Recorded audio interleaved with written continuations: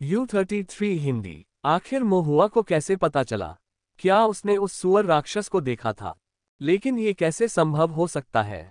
कियान जिन की अभिव्यक्ति आश्चर्य और अविश्वास से भरी थी। मोहुआ का चेहरा भावहीन था, लेकिन उसका दिल कियान जिन से भी अधिक सदमे में था। उसने यह उम्मीद नहीं की थी कि कियान परिवार का कोई व्यक्ति वास्तव में ब्लैक माउंटेन गढ़ में गया था, और वह व्यक्ति कियान जिन था।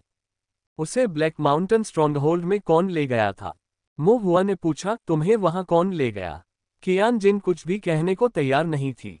क्या आपको लगता है कि अगर आप मुझे नहीं बताएंगे तो मुझे पता नहीं चलेगा? कियान जिन ने रक्षात्मक ढंग से उत्तर दिया, यदि आप जानते थे तो मुझसे क्यों पूछते? मोहुआ क्षण भर के लिए अचंभित रह गया। उसे एहसास हुआ कि कियान जिन मूर्ख नहीं था, वह इस महत्वपूर्ण क्षण में चतुर बन गया था। अगर तुम नहीं बोलोगे तो जिंदा लौटने की उम्मीद मत करना, मोहुआ ने फिर धमकी दी। अगर मैं ऐसा कहूंगा तो मेरे परदादा भी मुझे नहीं छोड़ेंगे। मोहुआ चौंका, परदादा? एक पल में ही कियान जिन के चेहरे का रंग उड़ गया। मोहुआ ने जटिल भाव से कियान जिन की ओर देखा। उसने मन ही मन कियान जिन की प्रशंसा की थी कि वह मूर्ख नहीं है, फिर भी मूर्ख ने स्वयं ही सच उगल दिया। उसने कहा था कि उसके परदादा उसे जाने नहीं देंगे, जिसका अर्थ था कि उसके परदादा ही उसे पहाड़ों में ले गए थे। कियान जिन के परदादा थे कियान परिवार के बुजुर्ग। मोहुआ की निगाहें लगातार ठंडी होती गईं। यह कियान परिवार का बुजुर्ग था। यदि उन्हें सही से याद है तो बाहरी लोगों की अफवाहों में दावा किया गया था कि कियान परिवार के बुजुर्ग कब्र में आधे रास्ते तक पहुंच चुके थे, लगभग मर चुके थे। जीवन और मृत्यु में बड़ा भय है। तो क्या वह मृत्यु के भय से अपने जीवन को बचाने के लिए मानव जीवन गोलियों को परिष्कृत कर रहा था? कियान जिन को अफसोस हुआ और वह समान रूप से भयभीत भी था। उसकी आवाज कांप रही थी जब उसने कहा, क्या तुम्हें पता है? मोहुआ ने बिना उत्तर दिए कियान जिन की ओर देखा, बल्कि पूछा, क्या आप ब्लैक माउंटेन स्ट्रॉन्गहोल्ड गए हैं? कियान जिन कुछ हद तक हैरान था। ब्लैक माउंटेन गढ़ कौन सी जगह है? ऐसा लग रहा था कि कियान जिन को पता ही नहीं था कि वह कहाँ था। मोहुआ ने पूछना जारी रखा, तुम्हारे बुजुर्ग तुम्हें पहाड़ों में क्यों ले गए और तुम्हें राक्षस जानवरों को खिलाने के लिए मनुष्यों का उपयोग करने के बारे में क्यों बताया?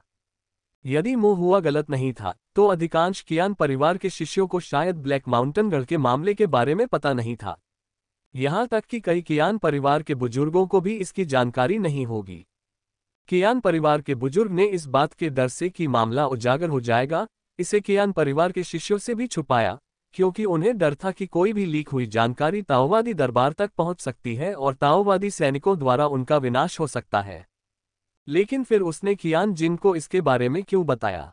यद्यपि कियान जिन प्रत्यक्ष मार्ग का था, वह स्वच्छंद था, उसका आध्यात्मिक मूल अच्छा था, लेकिन स्वभाव से वह आलसी था। उसके सभी विचार अपनी स्थिति का उपयोग करके दूसरों को धमकाने पर केंद्रित थे। वह ऐसा मुख्य शिष्य नहीं लगता था जिसे विकसित करने में कियान परिवार ने प्रयास किया हो। मैं नहीं बताऊंगा, कियान जिन ने कहा। उसका चेहरा पीला पड़ गया था। मोहुआ ने चुपचाप कियान जिन को देखा और कहा, लेकिन आप पहले ही बोल चुके हैं। आपने मुझे कियान परिवार की सबसे गोपनीय बात पहले ही बता दी है। कियान जिन ने घबराहट में विरोध किया, असंभव, ये रहस्य कैसे हो सकता है? क्या आप जानते हैं कि आपके परदादा ने क्या किया है? कियान जिन भ्रमित होकर बुदबुदा रही थी, ये तो बस लोगों को मारना था, राक्षस जानवरों को खाना खिलाना था, इसमें क्या बड़ी बात है? अगर वे मेरे कियान परिवार से नहीं हैं, तो चाहे वे जीवित रहें या मरें, इससे क्या फर्क पड़ता है? मोहुआ ने गहरी निगाह से उसकी ओर देखा, लगता है तुम कुछ नहीं जानते। कियान जिन की निगाहें भ्रमित थीं, कुछ नहीं पता किस बारे में? अगर मैं इस मामले की रिपोर्ट ताओवादी न्यायालय में कर दूं, तो संभवतः आपके कियान परिवार के आखिरी आदमी को भी फांसी पर लटका दिया जाएगा।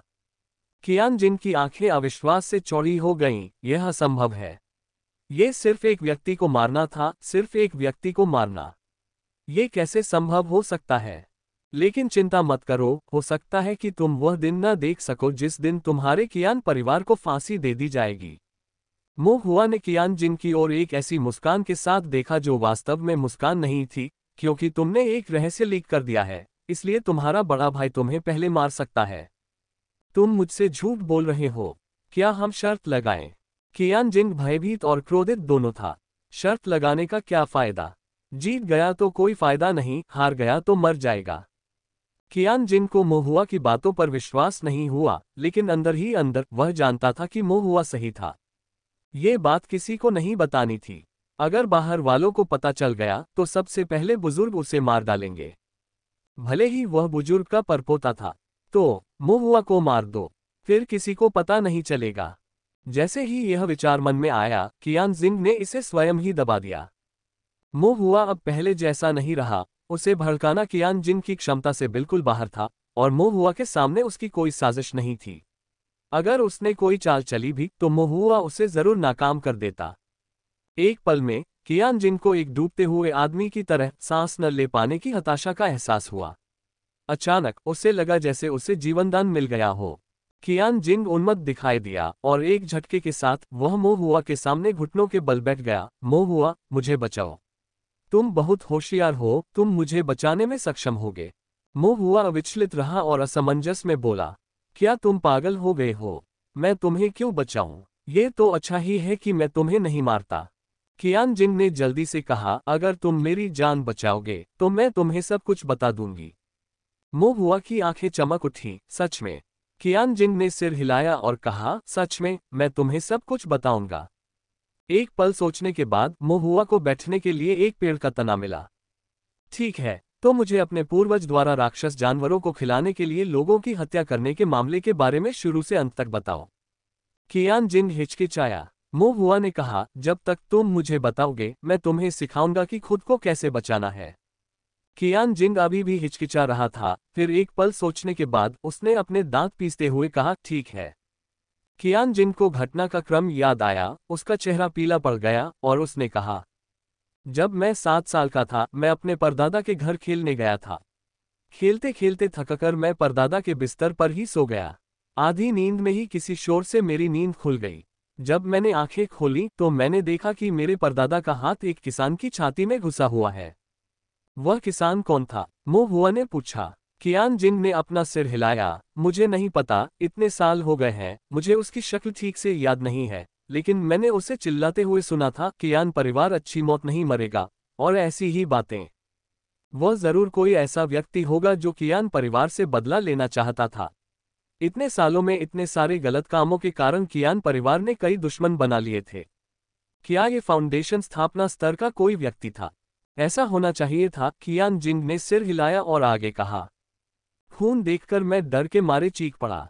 परदादा भी हैरान थे। शायद मेरी साधना बहुत कमजोर थी और मेरी उपस्थिति भी कमजोर थी, इसलिए उन्होंने मुझे पहले नहीं देखा था।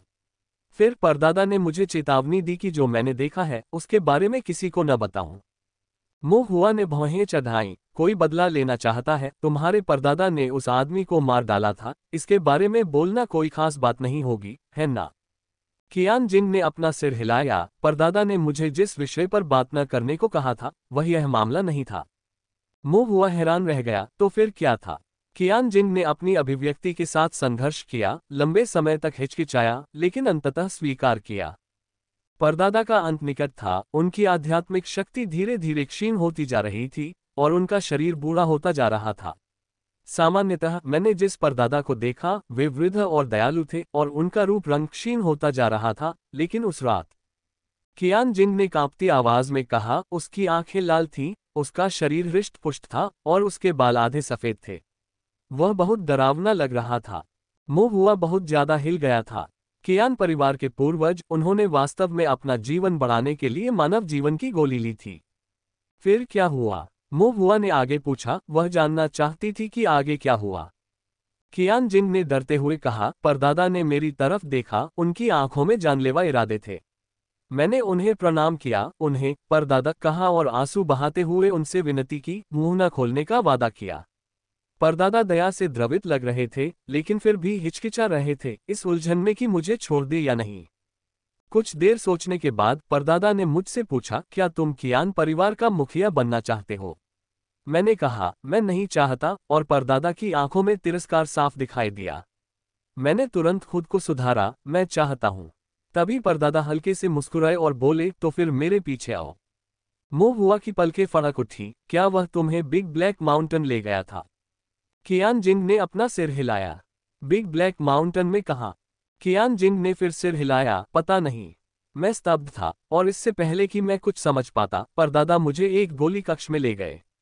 गोली कक्ष लाल था, दीवारें गोली भट्ट थी, जड़ी बूटियां, जो कुछ भी मैंने देखा सब लाल था। जमीन पर पड़ी ईंटें मानो खून से सनी हो और बदबू उल्टी लाने वाली थी। और गोली कक्ष में एक सूअर था। परदादा ने मेरे सामने ही उस कल्टीवेटर को सूअर को खिला दिया। इस बिंदु पर कियान जिंग अचानक पीड़ा में प्रकट हुई। लेकिन किसान अभी पूरी तरह मरा नहीं था। उसे तब भी खाया गया जब वह निराशा में चिल्ला रहा था। मैं उसकी शक्ल और उसके दर्दनाक हाव भाव को नहीं भूल सकता। ये कहते हुए कियान जिंग ठंडे पसीने से लथपथ हो गया और जोर जोर से सांस लेने के लिए हौंफने लगा। उन्होंने कई वर्षों तक इस घटना को अपने दिल में छुपाकर रखा, कभी इसके बारे में बोलने की हिम्मत नहीं की। उसे अक्सर बुरे सपने भी आते थे, जैसे कि सूअर राक्षस किसी व्यक्ति को खा रहा हो। यही कारण है कि भ्रम तकनीक से प्रभावित होने के बाद वह बहुत गंभीर रूप से विक्षिप्त हो गया। क्योंकि भ्रम तकनीक में उसने जो देखा वह उसकी स्मृति में सबसे भयानक दृश्य था, जिसमें सूअर राक्षस एक व्यक्ति को खा रहा था। भ्रम तकनीक इतनी जीवंत थी, मानो उसने अनुभव किया हो कि सूअर राक्षस उसे जीवित ही काट रहा है, काट काट कर खा रहा है और उसके पेट में निगल जाने की निराशा महसूस कर रहा है।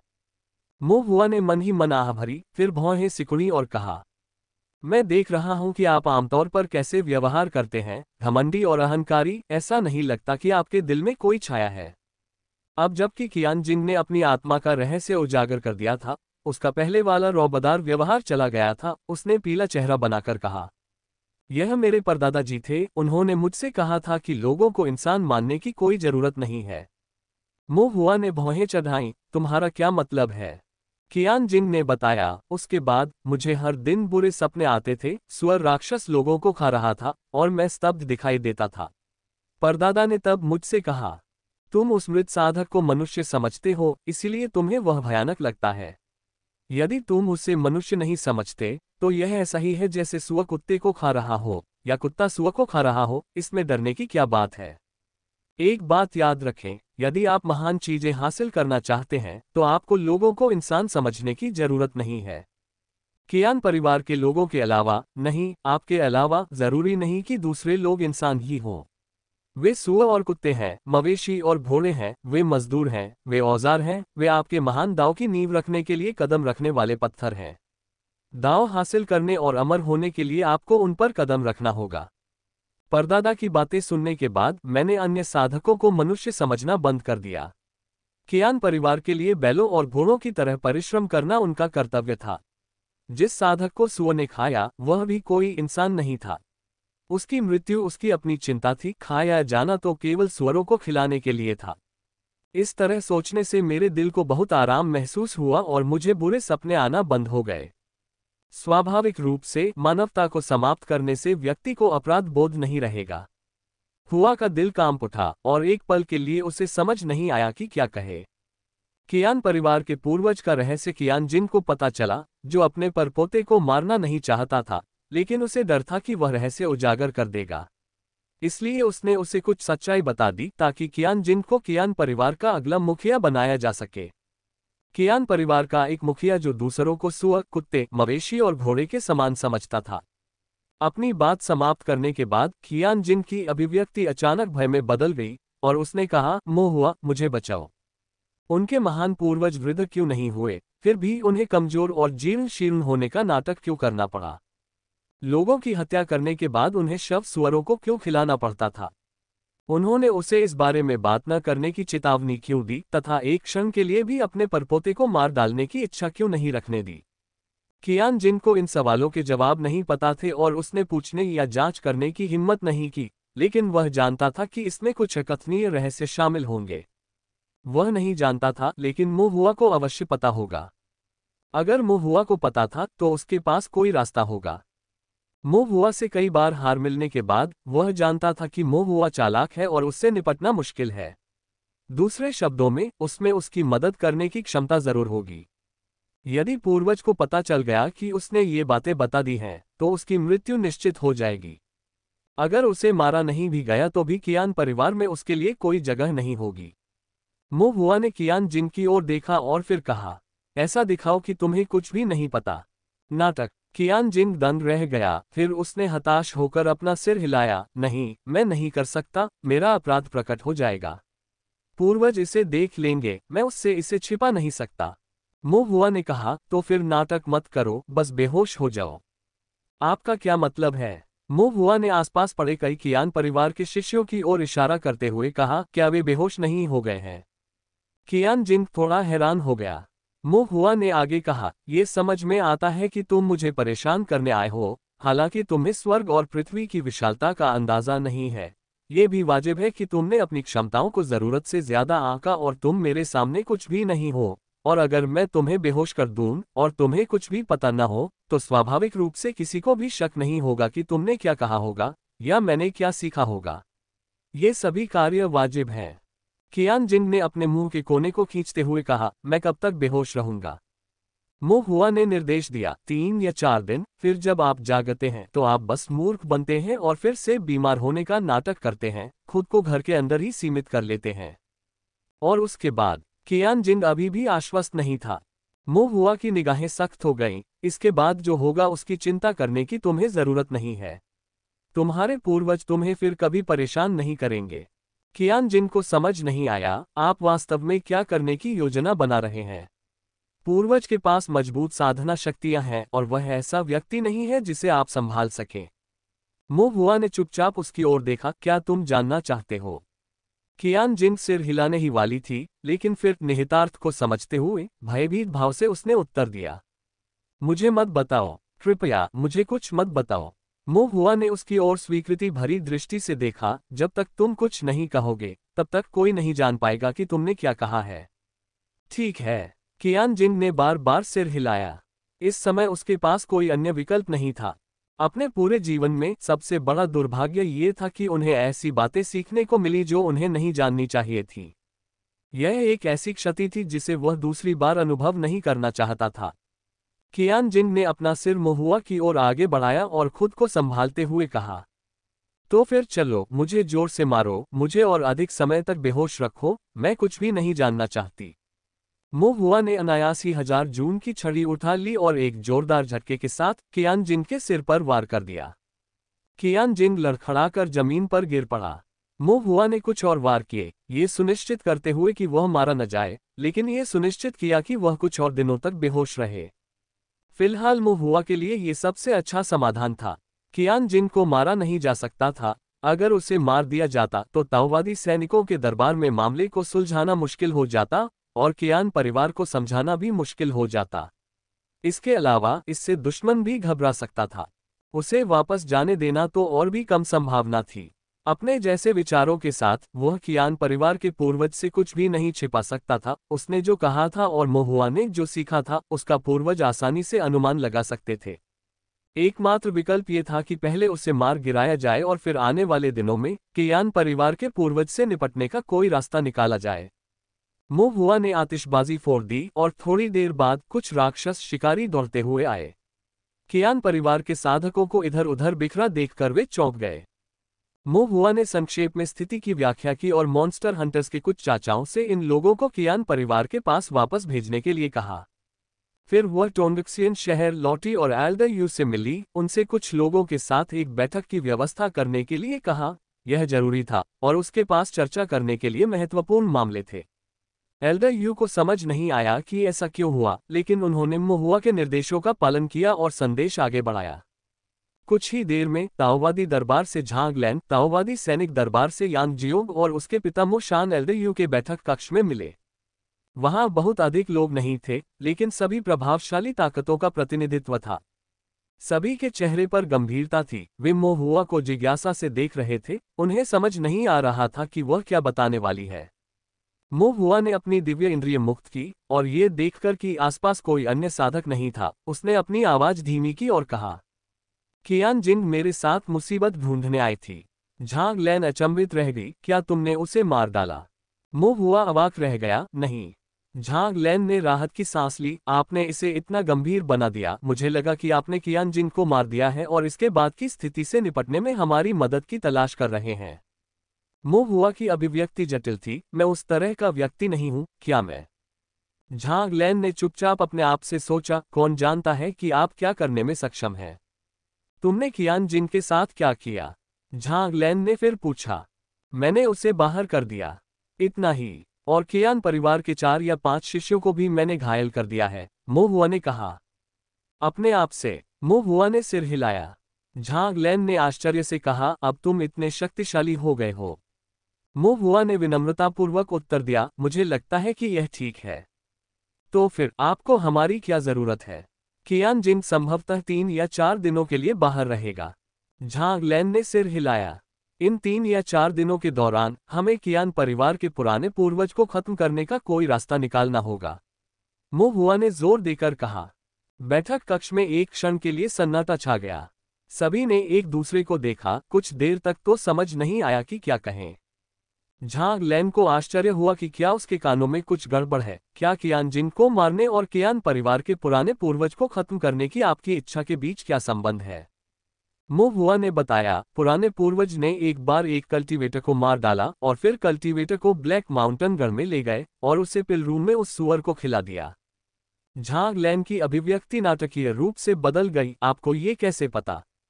कियान जिंग ने मुझे बताया, मो हुआ ने कहा। वह तुम्हें ये बातें क्यों बताएगा? झांग लैन को यह अकल्पनीय लगा। मो हुआ ने कहा, यह समझाना थोड़ा मुश्किल है, लेकिन जब तक वह इन कुछ दिनों के लिए बेहोश है, हम पहले हमला कर सकते हैं। एक बार जब वह जाग जाएगा और कियान परिवार के पुराने पूर्वज को होश आ जाएगा, तो हमारे लिए कोई कदम उठाना मुश्किल होगा। झांग लैन ने एक क्षण के लिए सोचा, फिर यांग जियोंग की ओर देखा। ताओवादी सैनिक न्यायालय को इस बारे में क्या कहना है? यांग जियोंग ने विचारमग्न होकर कहा, मैं मो हुआ की बात पर विश्वास करता हूं, लेकिन ताओवादी सैनिकों को संगठित करने के लिए हमें अभी भी ठोस सबूत की आवश्यकता है। मो शान ने भी भौहें चढ़ाई और कहा, इसके अलावा एक और मुद्दा है, ब्लैक माउंटेन स्ट्रॉन्गहोल्ड में कियान परिवार के पुराने पूर्वज की वास्तव में क्या भूमिका है? झांग लैन ने सिर हिलाया। अगर हम उसकी पहचान स्पष्ट नहीं कर सकते, तो भले ही हम उसे पकड़ लें, उसे दोषी ठहराना मुश्किल होगा। क्या वह ब्लैक माउंटेन स्ट्रॉन्गहोल्ड का हाउस होल्डर है? एल्डर यू ने अपना सिर हिलाया, नहीं, आभा मेल नहीं खाती। यह अजीब है, झांग लैन ने असमंजस में कहा। अगर कियान परिवार के पुराने पूर्वज ने सचमुच पिल रूम का दौरा किया था और मानव जीवन की गोली का सेवन किया था, तो वह ब्लैक माउंटेन स्ट्रॉन्गहोल्ड का एक मुख्य सदस्य होना चाहिए। उसकी पहचान कोई छोटी बात नहीं होगी। फिर भी चारों गृहस्वामियों में से कोई भी वह नहीं है। कुछ समय के लिए हर कोई इस रहस्य को लेकर उलझन में पड़ गया।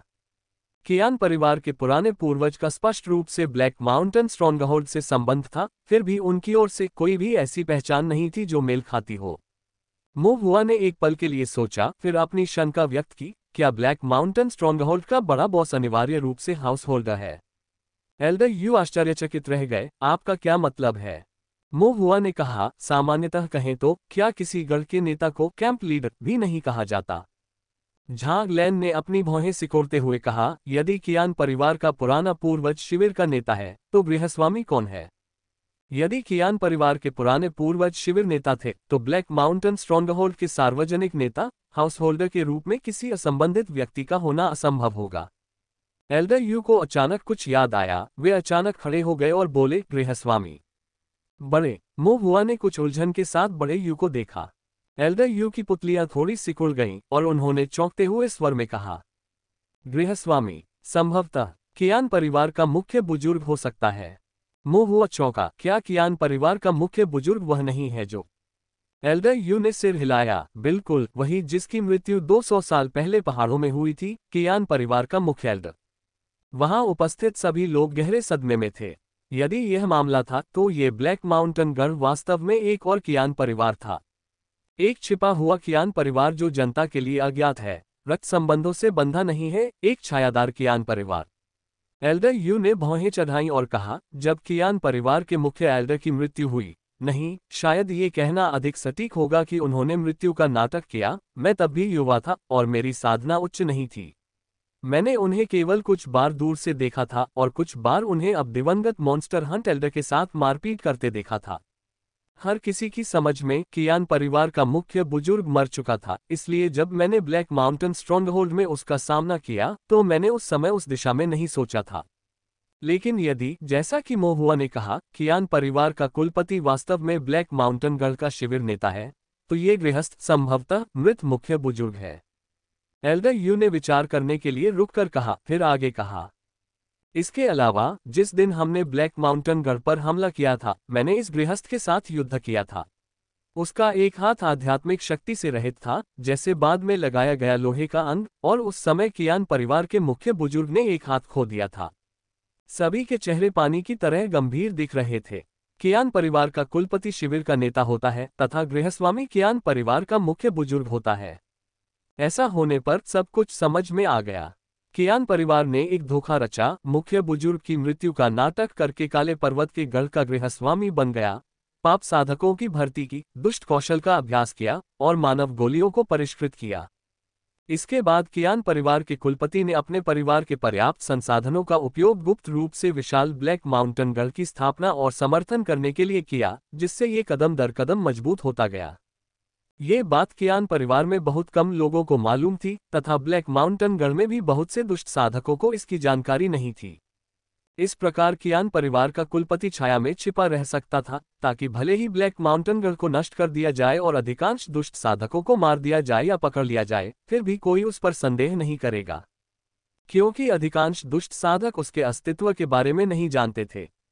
और यदि ब्लैक माउंटेन गढ़ को नष्ट नहीं किया गया, तब कियान परिवार के कुलपति अपने जीवन को बढ़ाने के लिए मानव जीवन गोली का उपयोग कर सकते थे, इस दुनिया में जीवित रह सकते थे। इस बीच कियान परिवार को हमेशा छाया में काले पर्वत के गढ़ का समर्थन प्राप्त होगा, जिससे एक अपराजय स्थिति स्थापित होगी। चाहे कियान परिवार को खुले तौर पर कितना भी नुकसान क्यों न उठाना पड़े, थोड़े से धैर्य के साथ वे हमेशा फिर से उठने में सक्षम होंगे। टोंगशियान शहर के पास ब्लैक माउंटेन गढ़ से मुकाबला करने में सक्षम कोई सेना नहीं थी। कितनी गहरी योजना है, एल्डर यू ने अफसोस जताया।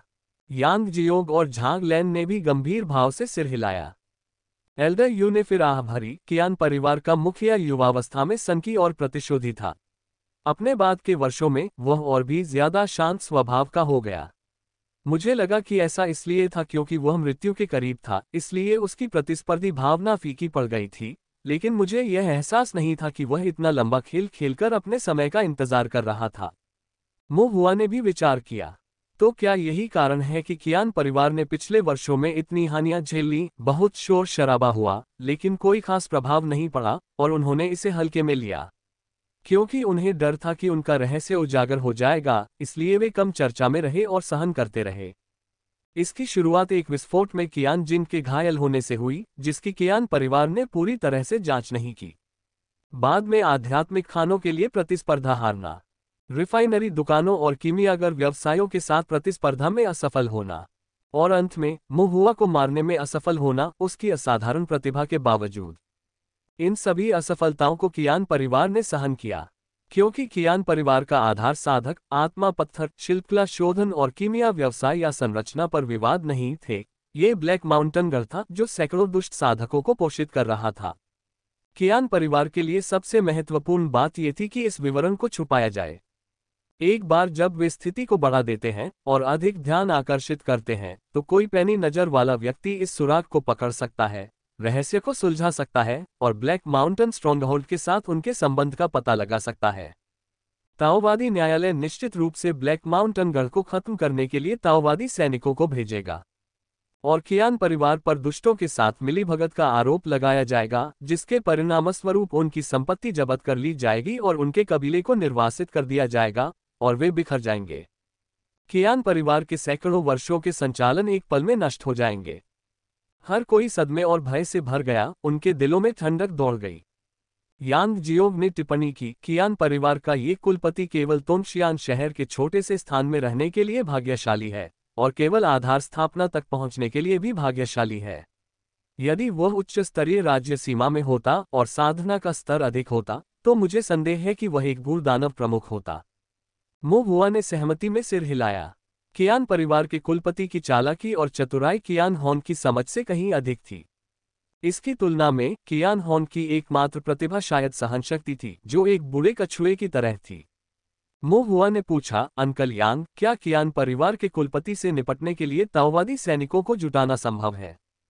यांग जियोंग ने एक क्षण विचार किया, फिर धीरे से कहा, मूलतः ताओवादी सैनिक न्यायालय के आदेशानुसार हमें कल ही रवाना होना था, लेकिन अब तात्कालिकता को देखते हुए मैं ताओवादी सैनिक न्यायालय को पत्र लिखूंगा और कुछ दिनों की मोहलत का अनुरोध करूंगा। मोहुआ बहुत खुश हुआ और यांग जियोग ने आगे कहा, हालांकि किसी भी गलतफहमी से बचने के लिए यह एक बार फिर पुष्टि करना बेहतर होगा कि क्या कियान परिवार के कुलपति वास्तव में ब्लैक माउंटेन गढ़ के शिविर नेता हैं और क्या उनका वास्तव में इससे कोई संबंध है। मो शान ने एक क्षण सोचा, फिर कहा, हम उस दूसरे गृहस्वामी से पूछ सकते हैं। झांग लैन ने अपना सिर हिलाया और कहा, वह आधा पागल है, कुछ भी नहीं जानता। हमें उससे ज्यादा कुछ बताने की जरूरत नहीं है, बस ये पुष्टि करने की जरूरत है कि ब्लैक माउंटेन स्ट्रॉन्गहोल्ड का कोई कैंप लीडर है या नहीं। अगर वह कैंप लीडर के जिक्र पर प्रतिक्रिया देता है तो इसका मतलब है कि ब्लैक माउंटेन स्ट्रॉन्गहोल्ड का वाकई कोई कैंप लीडर है, और केयान परिवार के मुखिया के प्रति संदेह और भी गहरा हो जाता है, मोशान ने समझाया। झांग लैन की आंखें चमक उठी और उसने सिर हिलाकर कहा, यह काम कर सकता है। मो हुआ ने कुछ देर सोचा और फिर कहा, तो मैं ओल्ड मास्टर एन से पूछूंगा। वह इतने सालों से कियान परिवार के साथ खुले और गुप्त संघर्ष में रहे हैं, उन्हें आंतरिक कामकाज के बारे में कुछ पता होना चाहिए। एल्डर यू ने कहा, मैं शहर के कुछ बुजुर्गों से भी पूछूंगा कि क्या कोई सुराग है। अपनी योजना पर सहमत होने के बाद सभी लोग उसे क्रियान्वित करने के लिए अपने अपने रास्ते चले गए। यांग जियोग ने ताओवादी सैनिक न्यायालय में एक रिपोर्ट प्रस्तुत की, जबकि अन्य लोग स्वयं जानकारी एकत्र करने चले गए। मो हुआ सीधे अन परिवार के पास गया। आन परिवार के पहरेदारों ने मोहुआ को पहचान लिया और आदरपूर्वक उसे आन परिवार के बैठक कक्ष में ले गए। किसी ने उच्च गुणवत्ता वाली चाय का एक कप पेश किया और मोहुआ से एक क्षण रुकने को कहा। मोहुआ ने चाय का एक घूंट लिया और उसे स्वादिष्ट लगा, पर समझ नहीं आया कि क्यों। उसने कुछ और घूंट लिए, फिर भी उसे चाय बहुत अजीब लगी। और जब भी मोहुआ अपना कप खत्म कर लेता तो कोई न कोई आकर व्यक्तिगत रूप से उसके लिए उसे फिर से भर देता। चाय का दूसरा कप भरने के बाद बूढ़े मास्टर एन अंततः बाहर आए और माफी मांगी। सांसारिक कार्यों में व्यस्त होने के कारण मैंने तुम्हें काफी देर तक प्रतीक्षा कराई है। मो हुआ ने भी अभिवादन किया और कहा, बूढ़े मास्टर अन, आप बहुत विनम्र हैं। बूढ़े मास्टर अन बैठ गए और चाय की चुस्की लेते हुए पूछा, मो हुआ किस काम से मिलने आया है। मो हुआ ने कमरे में चारों ओर नजर दौड़ाई। बूढ़े मास्टर अन को बात समझ आ गई और उन्होंने आसपास मौजूद सभी लोगों को बाहर निकाल दिया, ये सुनिश्चित करते हुए कि कमरे में या उसके आसपास कोई बाहरी व्यक्ति न हो। फिर उन्होंने कहा, अब हम बात कर सकते हैं। मो हुआ ने सिर हिलाया और पूछा, बूढ़े मास्टर एन, क्या आप कियान परिवार के कुलपति से परिचित हैं। बूढ़े मास्टर अन थोड़ा अचंभित दिखे। आप ऐसा कह सकते हैं, लेकिन हमारे संबंध अच्छे नहीं हैं। अन परिवार और कियान परिवार के बीच टकराव, चाहे खुले तौर पर हो या गुप्त रूप से, तोंगजियान शहर में अच्छी तरह से जाना जाता है। आन परिवार ने कभी कियान परिवार को क्यों नहीं हराया। मो हुआ ने पूछा। बूढ़े मास्टर अन के दिल में एक खटास पैदा हो गई। वह ये स्वीकार करने को तैयार नहीं था कि आन परिवार कियान परिवार को नहीं हरा सकता, भले ही यह वास्तव में मामला था, और न ही वह इस तरह के गर्व को निगलना चाहता था। सामान्य दिनों में कोई भी अन्य साधक उसके सामने ऐसा प्रश्न पूछने का साहस नहीं करता था, लेकिन मो हुआ एक अपवाद था। अगर उसने पूछा तो पूछा। बूढ़े मास्टर अन ने आह भरी और सच्चाई से कहा, कियान परिवार चालाक और निर्दयी है। हमारा आन परिवार उतना क्रूर नहीं हो सकता, और इसलिए स्वाभाविक रूप से हम उन्हें हरा नहीं सकते। क्या कियान परिवार का कुलपति भी निर्दयी है। बूढ़े मास्टर अन की निगाहें बर्फ जैसी हो गईं। सबसे निर्दयी, बेरहम और प्रतिशोधी, उसने अनगिनत लोगों को नुकसान पहुंचाया है। लेकिन स्वर्ग सब कुछ देखता है। वह तेजी से बूढ़ा हो रहा है, उसकी रक्त क्यूई कम हो रही है। अब वह बस सांस लेने के लिए ठीक है। बूढ़े मास्टर एन के स्वर में एक प्रकार का सुखानुभूति का भाव था। मो हुआ ने मन ही मन सोचा कि पूरी संभावना है कि वह न केवल बूढ़ा नहीं हुआ है, बल्कि उसकी रक्त क्यूई में भी कमी नहीं आई है, बल्कि उसकी आयु बढ़ गई है। वो सचमुच ठीक से सांस ले रहा है। मो हुआ एक क्षण के लिए चुप हो गया, फिर उसने वह प्रश्न पूछा जिसकी उसे सबसे अधिक परवाह थी। बूढ़े मास्टर अन, क्या आपके अन परिवार के कारवां कभी बिग ब्लैक माउंटेन में गायब हुए हैं। बूढ़े मास्टर अन चौंक गए। उनकी आंखें अविश्वास से चमक उठी जब उन्होंने मो हुआ को देखा और कहा, आप कैसे जानते हो। ओल्ड मास्टर एन की अभिव्यक्ति को देखकर मो हुआ ने खुद से सोचा कि यह वैसा ही था जैसा उसने अनुमान लगाया था। फिर कहा, क्या आप मुझे घटना का विवरण बता सकते हैं।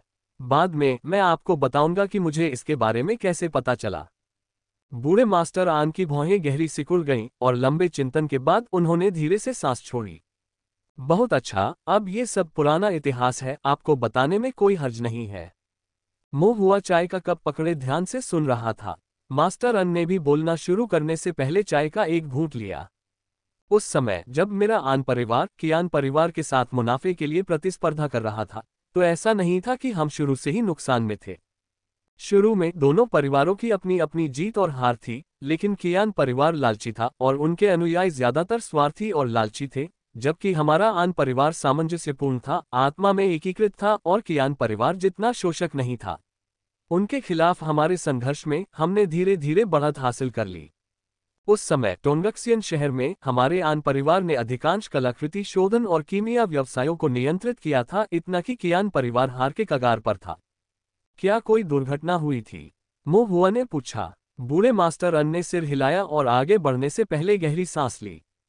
वास्तव में एक बड़ी दुर्घटना घटी। एन परिवार ने एक निश्चित व्यापारिक सौदा किया। यह आन परिवार का अब तक का सबसे बड़ा सौदा था। अगर हम ये सौदा पक्का कर लेते तो कियान परिवार कम से कम 100 साल तक हमसे मुकाबला नहीं कर पाता।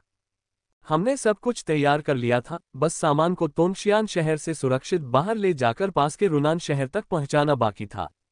इसी के साथ सौदा सफलतापूर्वक पूरा हो जाता।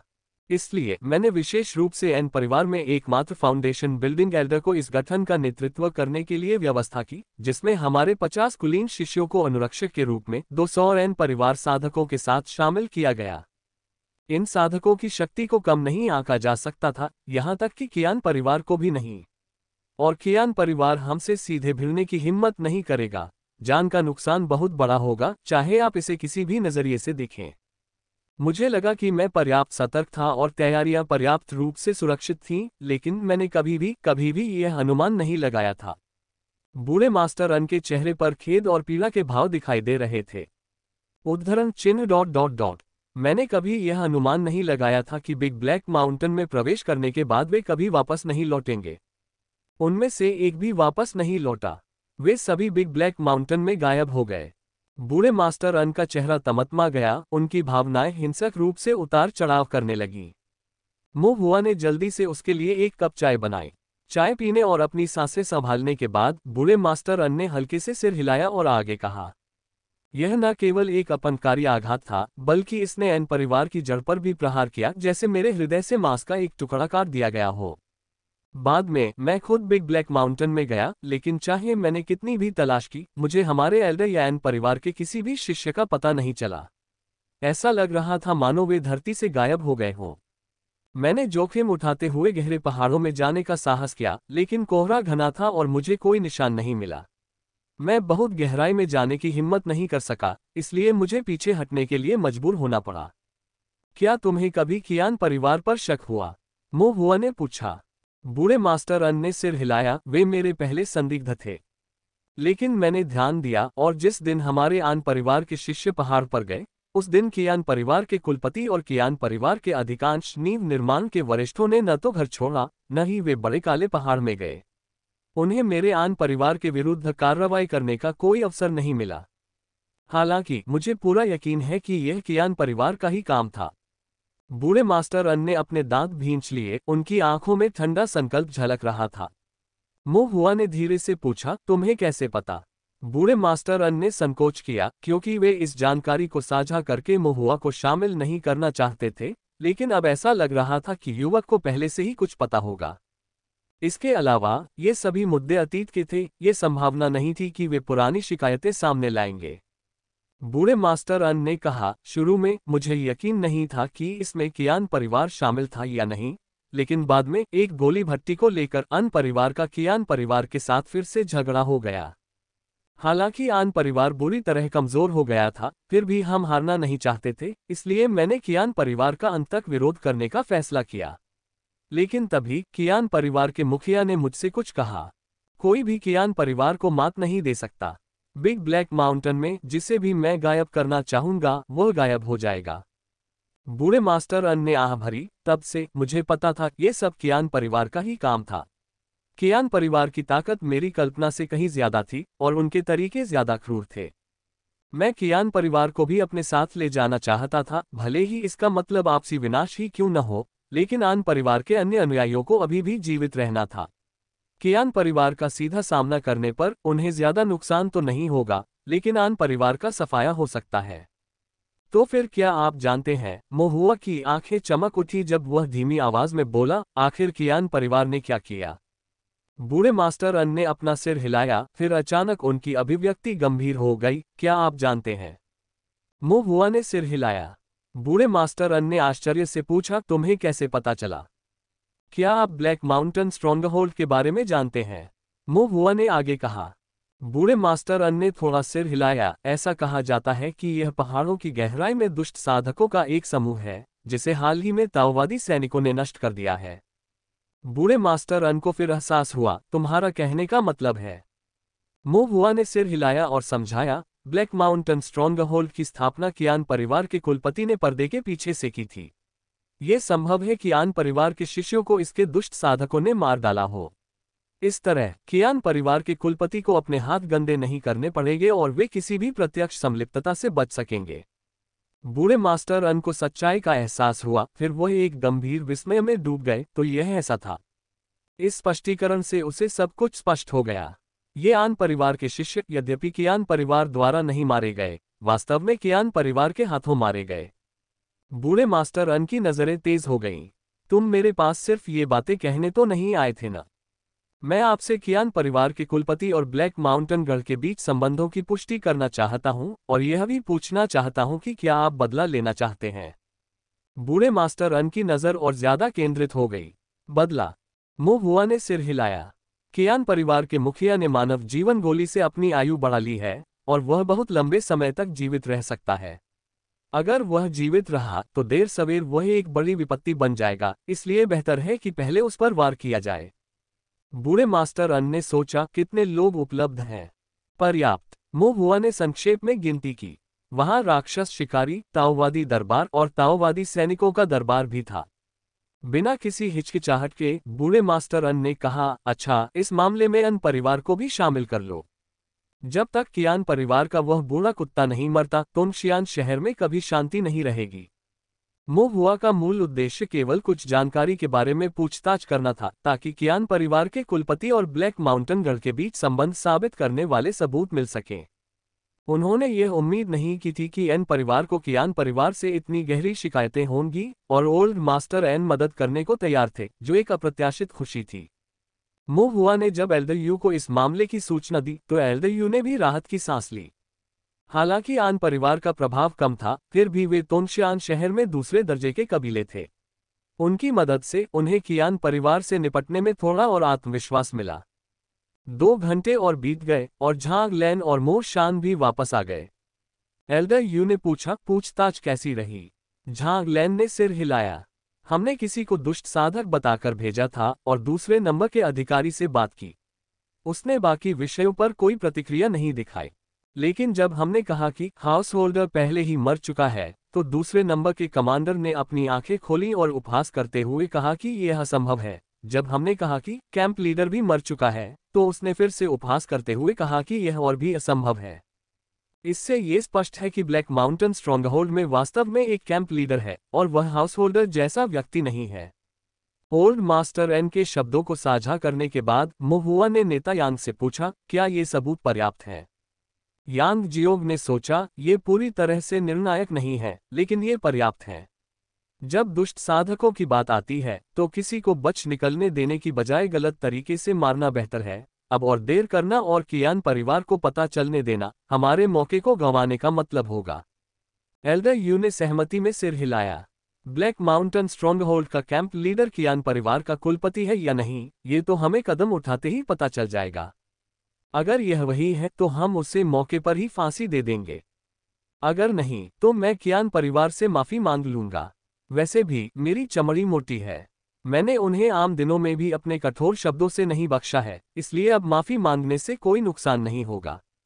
यांग जियोग ने सिर हिलाया। ठीक है, तो चलिए कियान परिवार के खिलाफ जाने और कियान परिवार के कुलपति को खत्म करने की योजना को अंतिम रूप देते हैं।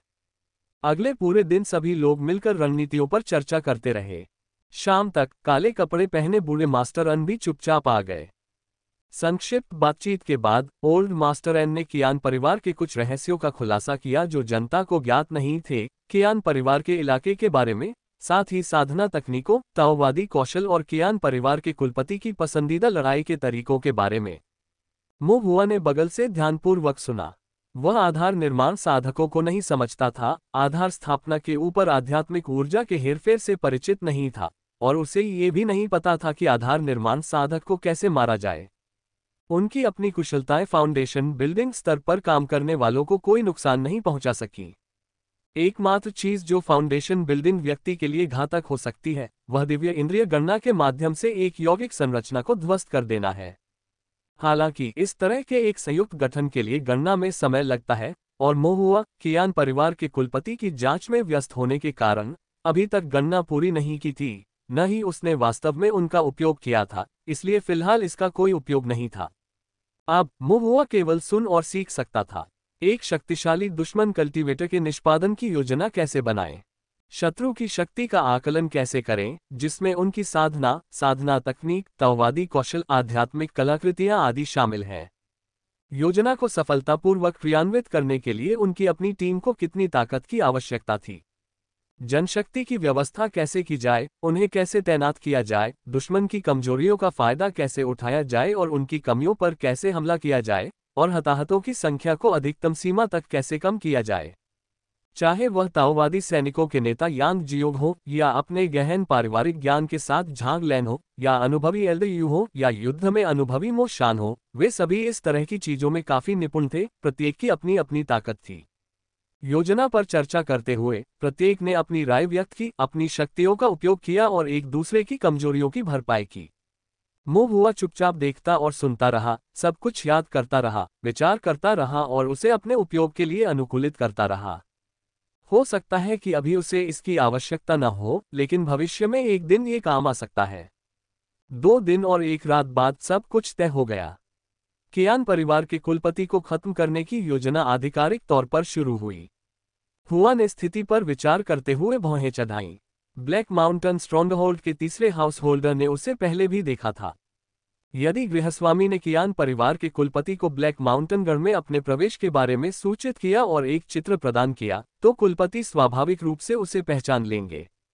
कियान परिवार के लिए इतनी परेशानी पैदा करने और एक प्रतिभाशाली जूनियर फॉर्मेशन मास्टर होने के नाते कियान परिवार के कुलपति के लिए उसका चेहरा न पहचानना असंभव था। ब्लैक माउंटेन स्ट्रॉन्गहोल्ड की संरचना के साथ छेड़छाड़ की गई थी। मो हुआ ने ब्लैक माउंटेन स्ट्रॉन्गहोल्ड में प्रवेश किया था और मो हुआ एक जूनियर फॉर्मेशन मास्टर था। कियान परिवार के कुलपति ने अनिवार्य रूप से 2 और 2 जोड़कर इन घटनाओं के लिए सारा दोष मो हुआ पर डाल दिया। लेकिन जैसा कि स्थिति थी, कियान परिवार के कुलपति को इसकी जानकारी नहीं थी। क्यों? मो हुआ की निगाहें तेज हो गईं। एकमात्र संभावना ये थी कि तीसरे हाउस होल्डर ने केवल यह उल्लेख किया था कि ब्लैक माउंटेन स्ट्रॉन्गहोल्ड के गठन के साथ छेड़छाड़ की गई थी, लेकिन इस तथ्य को छोड़ दिया कि उसने मो हुआ का सामना किया था। संरचना के साथ छेड़छाड़ ने कियान परिवार के कुलपति को सतर्क कर दिया था। ब्लैक माउंटेन स्ट्रॉन्गहोल्ड ने रक्षात्मक उपाय किए थे। हालांकि उन्होंने यह अनुमान नहीं लगाया था कि ताओवादी न्यायालय प्रत्यक्ष कार्रवाई करेगा तथा ब्लैक माउंटेन गढ़ को नष्ट करने के लिए ताओवादी सैनिकों की तैनाती के लिए याचिका दायर करेगा। अंततः उनका बचाव पूरी तरह से निरर्थक रहा। चूंकि तीसरे गृहस्वामी ने मो हुआ के साथ हुई मुलाकात को गुप्त रखा था, इसलिए कियान परिवार के कुलपति को मो हुआ पर संदेह नहीं हुआ। यद्यपि मो हुआ एक फॉर्मेशन मास्टर था, वह भी एक युवा साधक था जो किशोरावस्था में था और उसकी शक्ति का क्षेत्र कम था, और उसने जो छिपाव तकनीक और जलपारण चरण सीखा था, वह कियान परिवार के कुलपति के लिए अज्ञात था। केवल संरचना के साथ छेड़छाड़ की घटना को देखते हुए कियान परिवार के कुलपति कभी नहीं सोचेंगे कि इसका मो हुआ से कोई लेना देना है, भले ही उन्होंने अपना दिमाग खपाया हो। तो कियान परिवार के कुलपति की नज़र में ब्लैक माउंटेन गढ़ वास्तव में बेवजह उजागर हो गया था और ताओवादी सैनिकों द्वारा अचानक कुचल दिया गया था। लेकिन तीसरे गृहस्वामी ने यह तथ्य क्यों नहीं बताया कि उसने मुझे देखा था? क्या यह हो सकता है कि यह तीसरा गृहस्वामी वास्तव में मुखबिर था? मो हुआ कुछ उलझन में था। कियान परिवार के मुखिया को पर्दे के पीछे से उकसाने वाली मो हुआ के बारे में पता नहीं था, और एल्डर यू और बाकी लोग भी यही चाहते थे। वे मो हुआ की संलिप्तता का खुलासा करने के लिए बिल्कुल भी तैयार नहीं थे। एल्डर यू ने केवल ठंडी आवाज में कहा, स्वर्ग के जाल विस्तृत हैं, परंतु किसी को भी उसमें से न निकलने दो। मनुष्य अपने कर्म करते हैं परंतु स्वर्ग देखता रहता है। तुम्हारे बुरे कर्म बहुत हैं, तुम इसी दंड के पात्र हो। कियान परिवार के मुखिया ने हल्के से मुस्कुराते हुए कहा, दुर्भाग्य से ये दंड थोड़ा देर से आया है। अगर यह पहले आ जाता तो शायद इतने लोग नहीं मरते। भीड़ गुस्से में थी। व्यर्थ की बकबक की कोई आवश्यकता नहीं है। नेता यांग ने अपना भाला दिखाया और आदेशात्मक लहजे में चिल्लाया, हमला करो। उसके पीछे खड़े ताओवादी सैनिक एक स्वर में चिल्लाए, हमला करो। उसके भाले की नोक पर वे कियान परिवार के कुलपति पर टूट पड़े। कियान परिवार के कुलपति पर घेराव और हमला शुरू हो गया। हमले के दौरान कियान परिवार के एक भी शिष्य ने मदद के लिए उंगली नहीं उठाई। यह अपेक्षित था, फिर भी सहायता का पूर्ण अभाव सभी को आश्चर्यचकित कर गया। ताओवादी सैनिकों के विरुद्ध खड़ा होना ताओवादी न्यायालय की अवहेलना करना होगा। कियान परिवार ऐसा गंभीर अपराध करने के लिए तैयार नहीं था और जीवन और मृत्यु के महत्वपूर्ण क्षण में कियान परिवार में किसी को भी अपने कुलपति की परवाह नहीं थी। राक्षस शिकारी, ताओवादी दरबार के अधिकारी और आन परिवार के क्यूई शोधन साधक अधिकांशतः हस्तक्षेप नहीं करते थे। वे कियान परिवार के शिष्यों पर एक निवारक के रूप में नजर रखते थे ताकि कियान परिवार का कोई भी सदस्य मन बदलने या उपद्रव मचाने से बच सके। कियान परिवार के कुलपति को मारने का प्रयास करने वाली मुख्य सेना में एल्डर यू और फाउंडेशन स्थापना के प्रारंभिक चरण के 4 अन्य साधक, साथ ही नेता यांग के नेतृत्व में कई सौ ताओवादी सैनिक शामिल थे। मो हुआ ने पहली बार ताओवादी सैनिकों को युद्ध करते हुए देखा।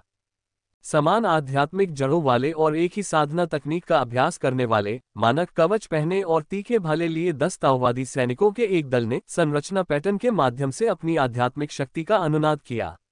उनका मनोबल तुरंत बढ़ गया। जब उन्होंने हमला किया तो उनकी गतिविधियां एक साथ थीं। उनके भाले ड्रैगन की तरह वार कर रहे थे, जिनका लक्ष्य कियान परिवार के कुलपति पर था, और वे हमला करने के तुरंत बाद पीछे हट गए और लंबे समय तक युद्ध में शामिल नहीं हुए। उसी समय ताओवादी सैनिकों के एक अन्य दस्ते ने लगातार हमले शुरू कर दिए, जिससे लगातार हमलों का एक चक्र बन गया जो कभी समाप्त नहीं हुआ और कियान परिवार के कुलपति को सांस लेने का भी मौका नहीं मिला। कियान परिवार के कुलपिता घने रक्त क्यूई में लिपटे हुए थे। जैसे ही उनके हाथ चलते, हवा में रक्त की धारियां खींच जाती, जिससे ये हमले बेअसर हो जाते। हालांकि समय के साथ उन्हें इससे निपटने में मुश्किल होने लगी। नेता Yang, elder Yu, old master An और दरबारी नेता झो ने ताओवादी सैनिकों के साथ समन्वय किया, एक साथ हमला किया और कियान परिवार के कुलपति को मौत के घाट उतारने की कोशिश की। लेकिन लंबे संघर्ष के बाद कियान परिवार के कुलपति अभी भी जोश से भरे हुए थे। एल्डर यू गुस्से से चिल्लाने से खुद को नहीं रोक सके, बुरे कुत्ते कियान, तुमने कितने लोगों को मार डाला है और कितनी मानव जीवन गोलियां खाली हैं। कियान परिवार के कुलपति ने बिना कोई जवाब दिए केवल उपहास किया। हमला तेज हो गया। कई फाउंडेशन बिल्डिंग साधकों ने दृढ़तापूर्वक कियान परिवार के कुलपति को नीचे दबा रखा था, जिससे वह भागने में असमर्थ हो गए। ताओवादी सैनिकों का नेतृत्व कर रहे नेता यांग ने लगातार आक्रमण जारी रखा, जिससे धीरे धीरे कियान परिवार के कुलपति की आध्यात्मिक शक्ति क्षीण हो गई और उनकी चोटें बढ़ती गईं, जिससे उनका रक्त क्यूई रिसने लगा। मो हुआ उत्सुकता और तत्परता से देख रहा था, साथ ही उसे एक एहसास भी हो रहा था। कमजोर पर बलवान की विजय का नियम स्वर्गीय दाव का नियम है। फिर भी कमजोरों का शक्तिशाली पर विजय पाना भी स्वर्गीय दाव का एक नियम है। जब व्यक्तिगत साधकों में शक्ति की कमी हो तो वे एक दुर्जय शत्रु के विरुद्ध लड़ने के लिए एकता और सम्मिलित प्रयास की इस पद्धति का प्रयोग कर सकते हैं। ठीक एक संरचना की तरह जहां प्रत्येक प्रहार संरचना पैटर्न में एकत्रित होता है, एक शक्तिशाली संरचना का निर्माण करता है और इस प्रकार असाधारण शक्ति का परिणाम होता है। मानव शक्ति की कभी कभी अपनी सीमाएं होती हैं, लेकिन पर्याप्त लोगों और एकजुट इच्छाशक्ति के साथ शक्ति अंतहीन और अक्षय हो सकती है। मौत तक लड़ाई जारी रही और कई घंटों के बाद ताओवादी सैनिकों को हताहत होना शुरू हो गया। एल्डर यू और अन्य को गंभीर चोटें आईं। लेकिन अंत में कियान परिवार का कुलपति कमजोर हो गया, उसकी रक्त क्यूई उसे सहारा देने में असमर्थ हो गई। कियान परिवार के कुलपति ने कई बार घेरा तोड़ने का प्रयास किया, लेकिन हर बार एल्डर यू और अन्य लोगों ने उन्हें बुरी तरह से रोक दिया, जबकि ताओवादी सैनिकों ने उन्हें रोक लिया, जिससे वह एक बार फिर चारों ओर से घिर जाने की विकट स्थिति में फंस गए। कियान परिवार के कुलपिता का व्यवहार अब पहले जैसा शांत नहीं रहा, बल्कि और भी अत्याचारी हो गया और उनके चारों ओर रक्तक्यू का घनापन बढ़ता जा रहा था। उनकी आंखें लाल रंग की क्रूरता से भरी हुई किसी फंसे हुए जानवर की तरह लग रही थी जो अपनी जान बचाने के लिए संघर्ष कर रहा हो। जब सभी ने सोचा कि यदि लड़ाई लंबी चली तो वे कियान परिवार के कुलपति को मार सकेंगे, तभी एक अप्रत्याशित परिवर्तन हुआ।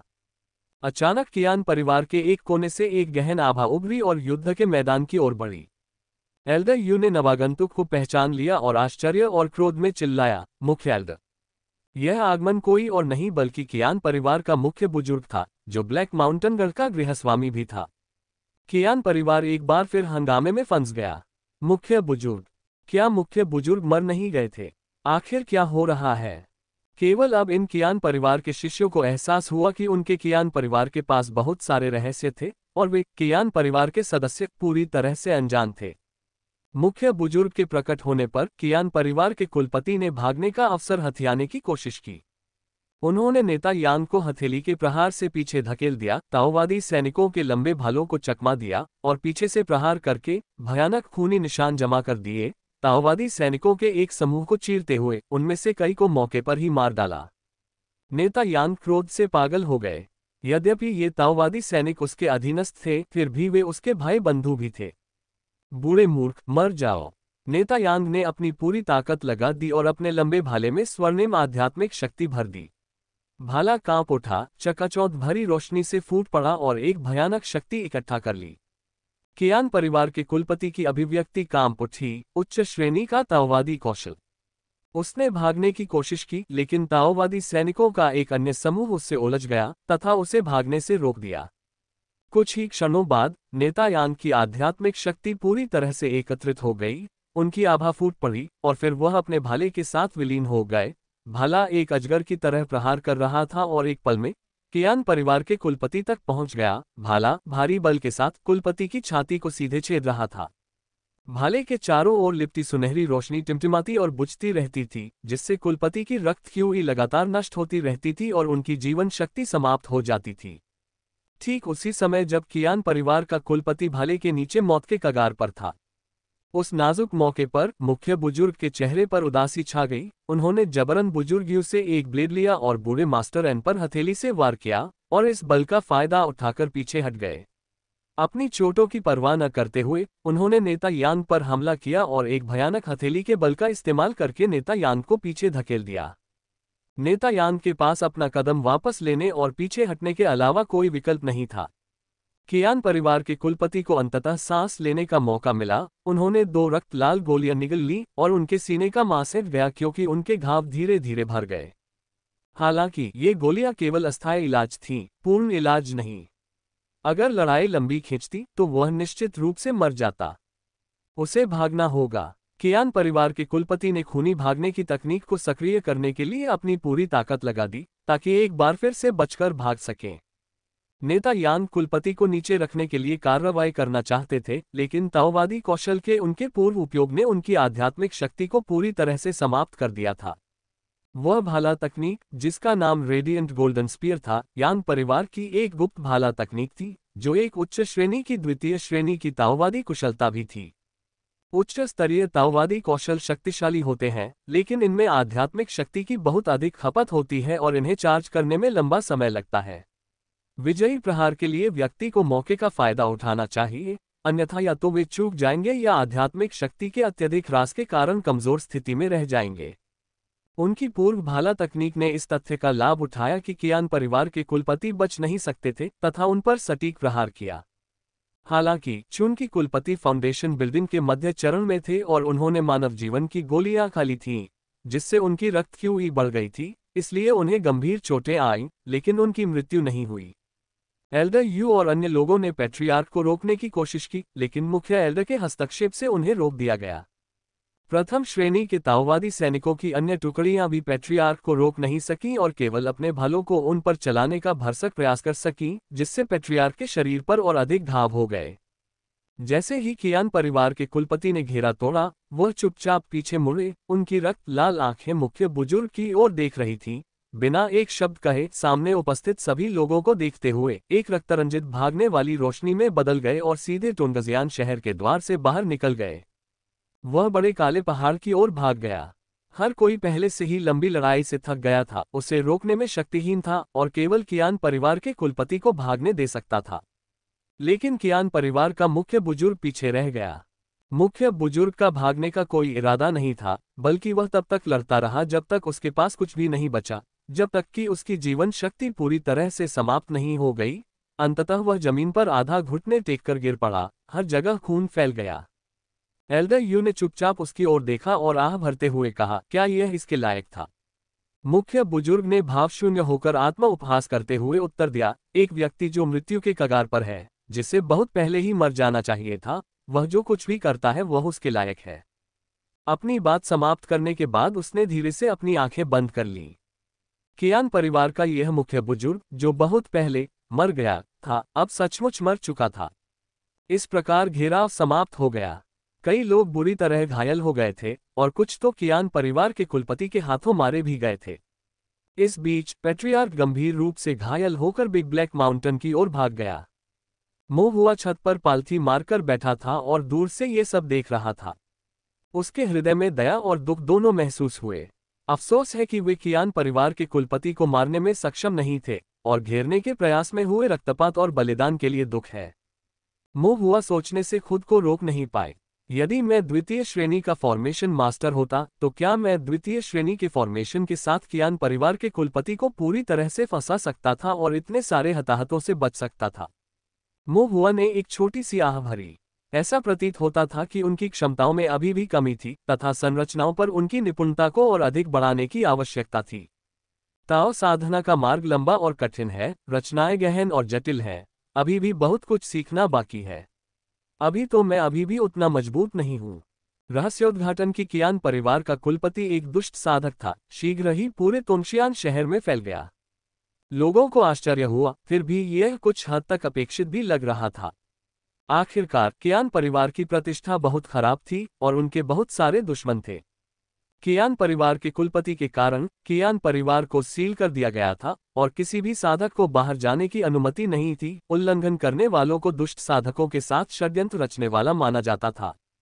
एक बार जब कियान परिवार के मुखिया का पता चल जाता तो उसके भाग्य का निर्धारण ताओवादी न्यायालय द्वारा किया जाता और उसके बाद सजा दी जाती। कियान परिवार का क्या होगा? ताओवादी दरबार में मोहुआ ने दरबारी नेता झोउ से चाय पीते समय पूछा। मोहुआ ताओवादी दरबार में दरबारी नेता झोउ की सहायता के लिए आया था। कियान परिवार का मुखिया भाग गया था, लेकिन उसका गुफा निवास बचा रहा। ताओवादी अदालत ने उसके निवास को खाली करा दिया और सभी वस्तुओं को जब्त कर लिया ताकि यह पता लगाया जा सके कि उसके अपराधों के कोई और सुराग या सबूत तो नहीं है। संरचनाओं से संबंधित जो भी बात दरबारी नेता झोउ को समझ में नहीं आई, उसके लिए उन्होंने मोहुआ से जांच में मदद करने को कहा। बुजुर्ग दरबारी नेता के आदेश पर मोहुआ ने प्रत्येक वस्तु का निरीक्षण किया, दुष्ट संरचनाओं को चिन्हित किया तथा अन्य सुराग ढूंढे जो कि कियान परिवार के कुलपति का ब्लैक माउंटेन गढ़ से संबंध साबित करते थे। ताओवादी न्यायालय में प्रस्तुत किए गए ऐसे ठोस साक्ष्यों के साथ न्यायालय नेता झोउ की रिपोर्ट अच्छी तरह से प्रमाणित और आसानी से तैयार की गई थी। एक व्यस्त सत्र के बाद कोर्ट लीडर झोउ ने मोहुआ को चाय के लिए आमंत्रित किया और मोहुआ ने ब्रेक के दौरान उनसे ये प्रश्न पूछने का अवसर लिया। दरबारी नेता झोउ, जो अभी भी पीला पड़ गया था और चोटों से उबर रहा था, एक बार खांसा और धीरे से बोला, कियान परिवार के मुखिया को पकड़ा जाना चाहिए और उसे फांसी दे दी जानी चाहिए ताकि ताओवादी कानून का पालन किया जा सके और दूसरों के लिए चेतावनी बन सके। जहां तक कियान परिवार के अन्य शिष्यों का प्रश्न है, दंड हल्के से लेकर गंभीर तक हो सकता है। मोहुआ कुछ हैरान हुआ, ऐसा कैसे? अगर अपराध गंभीर माना जाता है तो ये कहने की जरूरत नहीं है। मैं ताओवादी अदालत को रिपोर्ट करूंगा कि कियान परिवार ने ब्लैक माउंटेन गढ़ के साथ सांठगांठ की, दुष्ट साधकों के साथ षड्यंत्र रचा, हत्या और लूटपाट की। कियान परिवार के ज्यादातर साधकों को फांसी दे दी जाएगी। अगर वे मरते भी नहीं हैं तो उन्हें तोंगशियान शहर से निर्वासित कर दिया जाएगा, उनके परिवार का नाम और संपत्ति छीन ली जाएगी। यदि दंड हल्का है तो इसका अर्थ है कि दुष्ट साधकों के साथ मिलीभगत से संबंधित सभी दुष्कर्म केवल कियान परिवार के कुलपति का कार्य थे और अन्य कियान परिवार के शिष्यों को इसकी जानकारी नहीं थी। इस मामले में भले ही ताओवादी न्यायालय उन्हें उत्तरदायी ठहराए, दंड बहुत कठोर नहीं होगा। अधिक से अधिक वे अपनी संपत्ति खो देंगे, लेकिन अधिकांश कियान परिवार के शिष्यों के जीवन को बख्शा जाना चाहिए। दरबारी नेता झोउ ने मोहुआ को धैर्य और विनम्रता से समझाया। मोहुआ हैरान रह गया, क्या यहाँ हेरफेर की बहुत गुंजाइश नहीं है? क्या इससे भ्रष्टाचार नहीं बढ़ेगा? दरबारी नेता झो का गला थोड़ा सा घुट गया और वह 2 बार जोर से खांसने लगे, नाराज होकर। बच्चे, तुम क्या कहने से नहीं डरते? मो हुआ शर्म से हंसा। मो हुआ के सामने असहाय होकर कोर्ट लीडर झो ने स्वीकार किया, वास्तव में वहां है। दरबारी नेता झो ने आह भरते हुए कहा, यही कारण है कि इस दुनिया में कुछ साधक जो गंभीर अपराध करते हैं वे भी ताओवादी न्यायालय के संरक्षण में शांति से रह सकते हैं, जबकि कुछ साधक जो छोटे अपराध करते हैं उनके पूरे परिवार को न्यायालय अधिकारी को अपमानित करने के कारण मृत्युदंड दिया जा सकता है। मैं आपको ये बात रिश्वत देने या लेने के लिए प्रोत्साहित करने के लिए नहीं कह रहा हूँ, बल्कि आपको यहाँ काम करने के तरीके से अवगत कराने के लिए कह रहा हूँ। भविष्य में आपको इस मामले में कोई नुकसान नहीं होना चाहिए। कुछ मुद्दे यदि आपको रास्ता पता हो तो उन्हें सुलझाना बहुत आसान हो सकता है, लेकिन सही दृष्टिकोण के बिना चाहे आप कितनी भी मेहनत कर लें, आपको हर जगह बाधाओं का सामना करना पड़ सकता है और आप शर्मनाक स्थिति में फंस सकते हैं, कोर्ट लीडर झो ने गंभीरता से कहा। अपने जीवन के एक महत्वपूर्ण हिस्से में ताओवादी दरबार से गहराई से जुड़े होने के कारण दरबारी नेता झो को वहां की बारीकियों की अच्छी जानकारी थी। यद्यपि ये विषय गहन या जटिल नहीं हो सकते, फिर भी ताओवादी न्यायालय के बाहर के साधक मार्गदर्शन के बिना इन्हें कभी नहीं समझ सकते। मो हुआ आंतरिक रूप से दरबारी नेता झो की सलाह के लिए आभारी था और उसने अपनी छाती थपथपाते हुए कहा, कोर्ट लीडर, यदि आपको कभी फॉर्मेशन पेंटिंग की आवश्यकता हो तो पूछ लीजिए। दरबारी नेता झो इस पर मुस्कुराए बिना नहीं रह सके, फिर हंसते हुए बोले, ठीक है, मैं आप पर निर्भर रहूंगा, जूनियर फॉर्मेशन मास्टर। मो हुआ ने आत्मविश्वास से सिर हिलाया। प्रथम श्रेणी प्रशिक्षण पद्धति के दायरे में अब वह अपने हाथों को जेबों में डाले निडर होकर टहलता था, क्योंकि वहां कोई प्रतिद्वंद्वी नजर नहीं आता था, बेशक श्री जुआंग को छोड़कर। तब मो हुआ ने फिर पूछा, तो कियान परिवार के लिए अंतिम निर्णय क्या होगा? आप क्या सोचते हैं? दरबारी नेता झो ने सतर्कता भरी निगाहों से पूछा। मो हुआ ने सोचते हुए अपनी थोड़ी पकड़ी और कहा, मैं समझता हूं कि न तो कठोरता और न ही उदारता कोई अच्छा दृष्टिकोण है। अगर यह गंभीर है तो बहुत ज्यादा हताहत होंगे। इसके अलावा भले ही कियान परिवार में कई दुष्ट साधक हों, फिर भी इसमें हमेशा निर्दोष लोग शामिल होंगे। सभी के लिए एक जैसा दृष्टिकोण स्वीकार्य नहीं है। ढील भी काम नहीं आएगी। कियान परिवार अपना सबक नहीं सीखेगा और भविष्य में और भी ज्यादा बेईमान हो सकता है। पुराने मामलों की छानबीन करना सबसे अच्छा होगा। जिनके हाथ खून से सने हो या जिनका आपराधिक रिकॉर्ड हो, उन्हें कड़ी सजा दी जानी चाहिए या दूसरों के लिए चेतावनी के तौर पर उन्हें गिरफ्तार कर लिया जाना चाहिए। फिर उनकी संपत्ति जब्त कर ली जानी चाहिए। जहां तक बचे हुए साधकों की बात है, उन्हें कुछ मुश्किल हालात से गुजरने दीजिए। उन्हें कलाकृतियों को परिष्कृत करने, कीमियागिरी करने या खुद ही राक्षसों का शिकार करने के लिए मजबूर कर दीजिए। जब कोई व्यक्ति आत्मसंतुष्ट हो जाता है तो उसके मन में बुरे विचार आने लगते हैं, लेकिन यदि वह प्रतिदिन परिश्रम करता है तथा लेते ही सो जाता है तो उसके पास दुष्ट योजनाओं के लिए कोई ऊर्जा नहीं बचेगी। ये सुनते ही दरबारी नेता झो की आंखें चमक उठीं। न तो प्रतिशोधी और न ही जानबूझकर दयालु, सही और गलत के बारे में स्पष्ट विवेक के साथ, ये सुनिश्चित करते हुए कि प्रत्येक के साथ उसके कर्मों के अनुसार व्यवहार किया जाए। सचमुच एक अच्छा बच्चा। दरबारी नेता झो मुस्कुराए, आप अच्छा बोल रहे हैं, यद्यपि आप एक बुरे व्यक्ति की तरह लग रहे हैं जो किसी भी पक्ष का पक्ष लिए बिना मध्य मार्ग पर जोर देता है। मो ने बुदबुदाते हुए कहा, अगर मैं एक बुरे आदमी की तरह हूं तो ऐसा ही हो। जब तक चीजों को सही ढंग से संभाला जाता है तब तक यही बात मायने रखती है। मो हुआ ताओवादी दरबार से घर लौटने के लिए तैयार हुआ, लेकिन रास्ते में उसका सामना मास्टर लुओ से हुआ। मास्टर लुओ ने सहजता से कहा, छोटे मो, क्या संयोग है? हालांकि उसके हाव भाव देखकर मो हुआ को पता चल गया कि वो पूरी तैयारी से आया है। उसे देखकर ऐसा बिल्कुल नहीं लगा कि यह महज एक संयोग था। मास्टर लुओ, क्या आपको कुछ चाहिए? संयोग से हुई मुलाकातें मुलाकातों से बेहतर होती हैं। मुझे हाल ही में अपनी संपत्ति पर टुवानलोंग चाय का एक केक मिला है। मुझे आश्चर्य है कि क्या लिटिल मो मेरे साथ इसे चखकर मुझे सम्मानित करेगा। हालांकि मो हुआ चाय का पानी पी चुका था, फिर भी उसने मना कर दिया, लेकिन मास्टर लुओ के उत्साहपूर्ण निमंत्रण को ठुकराना उसके लिए मुश्किल था। इसके अलावा वह वाकई टुवानलोंग चाय के बारे में जानने को उत्सुक था, इसलिए उसने सहमति में सिर हिला दिया। मास्टर लुओ व्यक्तिगत रूप से मो हुआ को अपने गुफा निवास में ले गए, जहां उन्होंने चाय केक को संजोकर रखा, व्यक्तिगत रूप से चाय बनाए और फिर व्यक्तिगत रूप से उसे मो हुआ को सौंप दिया। कृपया। मोहुआ ने चाय पर नजर डाली। वह ड्रैगन की लार जैसी हल्की सुनहरी थी और एक घूंट चखने के बाद उसे ड्रैगन कस्तूरी जैसी मधुर लगी। ये चाय दरबारी नेता झो द्वारा दी गई चाय से कहीं अधिक स्वादिष्ट थी। मोहुआ ये सोचने से खुद को नहीं रोक सका कि ऐसा लगता है कि मास्टर लुओ के दिन दरबारी नेता झो के दिनों से कहीं अधिक भ्रष्ट थे। बहुत बढ़िया चाय, मोहुआ ने प्रशंसा की। यद्यपि वह ये नहीं समझ पाया कि इसे अच्छा क्या बनाता है, फिर भी इसका स्वादिष्ट होना निर्विवाद था। मोहुआ की प्रशंसा से प्रसन्न होकर मास्टर लुओ ऐसे प्रसन्न दिखे मानो वसंत की हवा का आनंद ले रहे हों। एक और छोटा घूंट लेने के बाद मोहुआ मास्टर लुओ के करीब झुका और पूछा, क्या आपको कुछ चाहिए? कुछ भी नहीं, मास्टर लुओ ने सहज शांति से कहा, बस लिटिल मो को चाय चखने के लिए आमंत्रित किया था। मोहुआ ने मास्टर लुओ को ऐसी नज़र से देखा जैसे कह रहा हो, मुझे आप पर विश्वास नहीं है।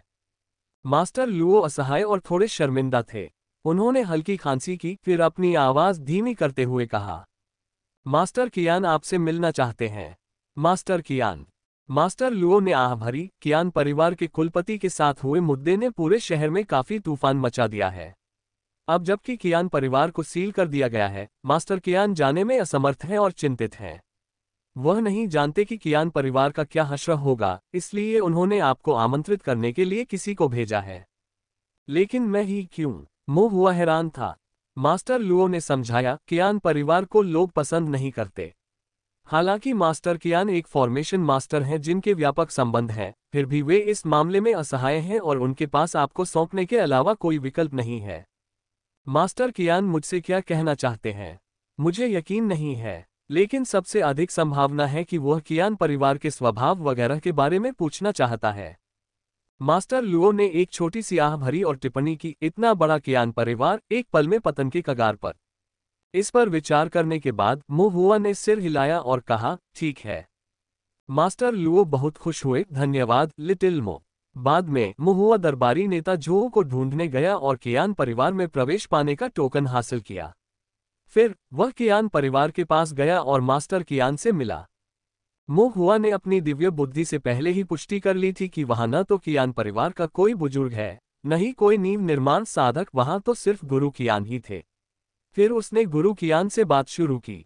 मास्टर कियान ने और कुछ नहीं पूछा, और जैसा कि मास्टर लुओ ने कहा, वह केवल कियान परिवार की सुरक्षा और ताओवादी न्यायालय के निर्णयों के बारे में चिंतित थे। मोहुआ के लिए यह एक मामूली मुद्दा था, लेकिन मास्टर कियान के लिए यह जीवन और मृत्यु का मामला था। हालांकि अंततः ताओवादी न्यायालय ही निर्णायक था और मोहुआ अपने अधिकार का अतिक्रमण नहीं कर सकता था। उसने बस कुछ सरल टिप्पणियां की, जैसे ताओवादी न्यायालय सही और गलत के बारे में स्पष्ट है। वे किसी को तब लात नहीं मारेंगे जब वह नीचे गिरा हुआ हो। कियान परिवार दोषी हो सकता है, लेकिन उनका अंत तक सफाया नहीं किया जाएगा। मास्टर कियान ने राहत की सांस ली। मोहुआ ने फिर पूछा, क्या आप ब्लैक माउंटेन गढ़ के मामले के बारे में जानते हैं, मास्टर कियान? मास्टर कियान ने कड़वी मुस्कान दी और अपना सिर हिलाया। वह तो बस एक फॉर्मेशन मास्टर था जो अपने शोध में लगा हुआ था। अगर उसे उसकी हिम्मत का 10 गुना भी दिया जाए तो भी वह दुष्ट साधकों के मामलों में शामिल होने की हिम्मत नहीं करेगा। मोहुआ ने सिर हिलाया और फिर कहा, जब तक तुम्हें कुछ नहीं पता, तुम सुरक्षित हो। मास्टर कियान में प्रथम श्रेणी के फॉर्मेशन मास्टर की क्षमता थी। एक सच्चा प्रथम श्रेणी का फॉर्मेशन मास्टर हर जगह दुर्लभ था। यहाँ तक कि अगर कियान परिवार को कड़ी सजा दी जाए और पूरी तरह से मार दिया जाए, तब भी जब तक मास्टर कियान को वास्तव में कुछ भी पता नहीं है, ताओवादी न्यायालय उसके जीवन को बचाने का कोई रास्ता खोज लेगा। क्योंकि वह एक फॉर्मेशन मास्टर था। भले ही ताओवादी दरबार ऐसा न कहे, लेकिन फॉर्मेशन मास्टर्स के बीच सद्भावना पर भरोसा करते हुए वह पुराने दरबारी नेता से मास्टर कियान को छोड़ देने के लिए कहेंगे।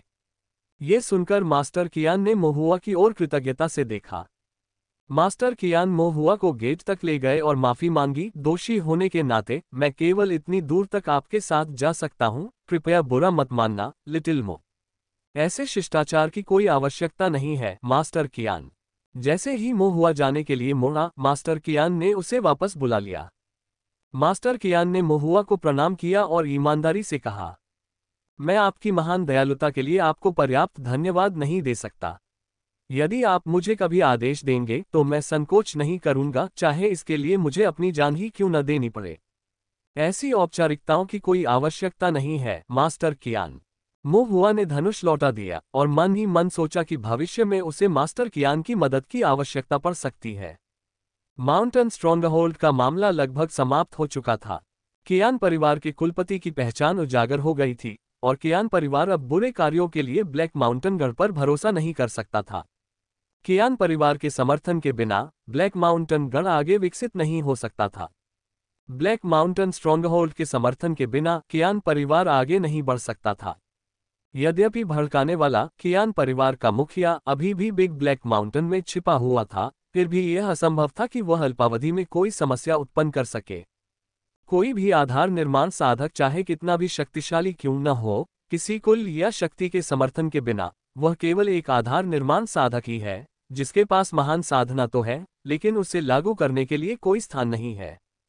इसके अलावा गंभीर रूप से घायल कियान परिवार के कुलपति के पास ज्यादा ताकत नहीं बची होगी। लेकिन ब्लैक माउंटेन स्ट्रॉन्गहोल्ड के मामले को पूरी तरह से समाप्त करने के लिए दो काम बाकी थे। पहला काम तीसरे गृहस्वामी को ढूंढना था। वह एक दुष्ट संरचना मास्टर था जो दुष्ट संरचनाएं बना सकता था और उसे बिना देखरेख के नहीं छोड़ा जा सकता था, अन्यथा वह निस्संदेह अंतहीन आपदाएं लाता। प्रारंभ से ही निर्माण मास्टर्स असाधारण थे। तीसरे गृहस्थ की तो बात ही छोड़ दीजिए, जो कि फाउंडेशन स्थापना चरण में एक दुष्ट निर्माण मास्टर था। भले ही उनकी प्रतिभा औसत से कम थी और वे प्रयास करने को तैयार नहीं थे, फिर भी प्रथम श्रेणी के फॉर्मेशन मास्टर होने के नाते उन्हें कम करके नहीं आंका जाना चाहिए। आखिरकार उनके द्वारा बनाई गई संरचनाओं के बिना ब्लैक माउंटेन स्ट्रॉन्गहोल्ड की खोज बहुत पहले हो गई होती और यह इतने लंबे समय तक बिग ब्लैक माउंटेन में छिपा नहीं रह पाता। दूसरा काम था कियान परिवार के कुलपति का पता लगाना। मो हुआ को हमेशा लगता था कि कियान परिवार का मुखिया इतना सरल नहीं था। कियान परिवार का मुखिया बहुत गणनाशील था, उसके दिमाग में चूहे के बिल से भी अधिक उलझनें थीं। जिस दिन उसे घेर लिया गया, भले ही वह अपनी बुद्धि के अंत पर लग रहा था, कियान परिवार का कुलपति बहुत शांत रहा। मो हुआ समझ नहीं सका, क्या उसके पास सचमुच भरोसा करने के लिए कुछ था या फिर यह केवल इतना था कि वह बहुत गणनाशील था और उसके चेहरे पर कभी भी भावनाएं नहीं दिखती थीं, भले ही मृत्यु निकट हो, और वह कभी भी हताश या घिरे हुए कुरूपता को उजागर नहीं करता था। मो हुआ को नहीं पता था कि उसके पास अभी भी कोई षड्यंत्र या योजना है या नहीं। हालांकि जब तक वे कियान परिवार के कुलपति को पकड़ लेते या मार देते, तब तक ये सभी मामले अंततः सुलझ जाते। भले ही उसके पास कोई योजना हो, लेकिन जब तक वह उसे अपने साथ कब्र में ले जाएगा, मो हुआ को कोई आपत्ति नहीं होगी। मो हुआ को जो पहला सुराग मिला वह तीसरे गृहस्वामी का था। कियान परिवार में छिपे मुख्य गृहस्वामी को पहले ही मार दिया गया था और तीसरा गृहस्वामी संभवतः अभी भी पहाड़ों की गहराइयों में छिपा हुआ होगा। ताओवादी सैनिक अभी भी पहाड़ की खोज कर रहे थे और लगातार कई दिनों तक तीसरे गृहस्वामी या कियान परिवार के कुलपति की कोई खबर नहीं मिली थी। इसलिए मो हुआ ने खोज में मदद करने के लिए स्वेच्छा से आगे आए। जब से उन्होंने दिव्य ज्ञान की गणना पद्धति सीखी, संरचनाओं की आध्यात्मिक शक्ति प्रक्षेप पथ के बारे में उनकी धारणा और भी अधिक संवेदनशील हो गई। यदि तीसरा गृहस्थ पहाड़ों में छिपा होता तो वह निश्चित रूप से सेनाएं स्थापित करता, और जब तक वह सेनाएं तैनात करता तब तक सेनाएं आध्यात्मिक शक्ति प्रक्षेप पथ उत्पन्न करती, जो अंधेरी रात में उज्ज्वल आग की तरह चमकती और मो हुआ की दिव्य इंद्रिय की पहचान से बच नहीं पाती। नेता यांग ने चिंतित होकर मो हुआ के साथ गहरे पहाड़ों में जाने का फैसला किया। पहाड़ियां विशाल थीं और ब्लैक माउंटेन स्ट्रॉन्गहोल्ड उनका केवल एक हिस्सा था। इसके अलावा वहां कई उजाड़ उगे हुए और धुंध भरे स्थान थे जहां कोई भी दिखाई नहीं देता था। नेता यांग के संरक्षण में मो हुआ ने अपनी दिव्य इंद्रिय का विस्तार करते हुए, संरचनाओं के निशानों की खोज करते हुए अपने आसपास के वातावरण का अवलोकन किया। एक फॉर्मेशन मास्टर जो फॉर्मेशन तैनात नहीं करता है वह एक अच्छा फॉर्मेशन मास्टर नहीं है। जब तक कोई संरचना तैनात है, वह मो हुआ की दिव्य भावना से छिप नहीं सकती। आधे दिन बाद मो हुआ ने अंततः एक चट्टान पर एक संरचना के निशान देखे और यह परिचित गुप्त संरचना थी। तोंगशियान शहर के निकटवर्ती क्षेत्र में उसके अलावा संभवतः केवल तीसरा गृहस्थ ही गुप्त संरचना बना सकता था। यह पाया, मो हुआ को अचानक आंखों में चमक लिए स्थिर खड़ा देखकर नेता यांग ने पूछा। मो हुआ ने सिर हिलाया और चट्टान की ओर इशारा करते हुए कहा, "ये पास ही है।" नेता यांग ने मो हुआ की ओर इशारा करते हुए उस दिशा में देखा जहां चट्टान या तो अजीब चट्टानों या झाड़ियों से सजी हुई थी, जो रास्ते में देखी गई अन्य चट्टानों से अलग नहीं थी। आखिर उसने ये कैसे पता लगाया? क्या ये यही है? नेता यांग ने पुष्टि के लिए पूछा। हाँ, यहाँ एक गुप्त संरचना तैनात की गई है जो निशानों को छुपा रही है। नेता यांग ने अपनी दिव्य इंद्री को पुनः जारी किया, लेकिन वह अभी भी कुछ भी पता नहीं लगा सका। पर्वतीय धुंध के साथ मिश्रित संरचना पैटर्न की आध्यात्मिक शक्ति अस्पष्ट और मायावी थी। वो संरचना मास्टर नहीं था और इसे भेद नहीं सका। लेकिन उसे मुहुआ को यह बताने में शर्म महसूस हुई कि वह कुछ भी नहीं देख सकता है, और इसलिए उसने सहमति में गंभीरता से सिर हिलाया। वास्तव में ऐसा ही है, मुहुआ ने कहा। मैं पहले अंदर जाकर देखूंगा। नेता यांग ने तुरंत उसे रोक दिया। मैं तुम्हारे साथ चलूंगा। तीसरा गृहस्वामी एक दुष्ट संरचना मास्टर था और गुफा में उसका ठिकाना छुपा हुआ था और अज्ञात खतरों से भरा था, इसलिए वह मुहुआ की सुरक्षा के लिए डरता था। मुहुआ ने अपना सिर हिलाया। मैं अंदर जाने के लिए अपनी छिपने की तकनीक का उपयोग करूंगा, वह मुझे नहीं देख पाएगा। नेता यांग अभी भी असहमत थे। मुहुआ ने कहा, अंकल यांग, आपको नहीं पता कि अंदर क्या क्या व्यवस्थाएं हैं। अगर आप लापरवाही से अंदर घुसेंगे तो या तो आप जाल में फंस जाएंगे या सांप को चौंका देंगे जिससे वह भाग जाएगा। क्या आप जानते हैं कि अंदर क्या संरचना है? नेता यांग ने संदेह से पूछा। मुहुआ ने कहा, मुझे बस एक त्वरित नजर डालने की जरूरत है और मैं जान जाऊंगा। नेता यांग हिचकिचाए। उन्हें याद नहीं आ रहा था कि अन्य फॉर्मेशन मास्टर्स में ऐसी क्षमता थी। क्या सिर्फ देखकर ही तैनात संरचना को जानना संभव है?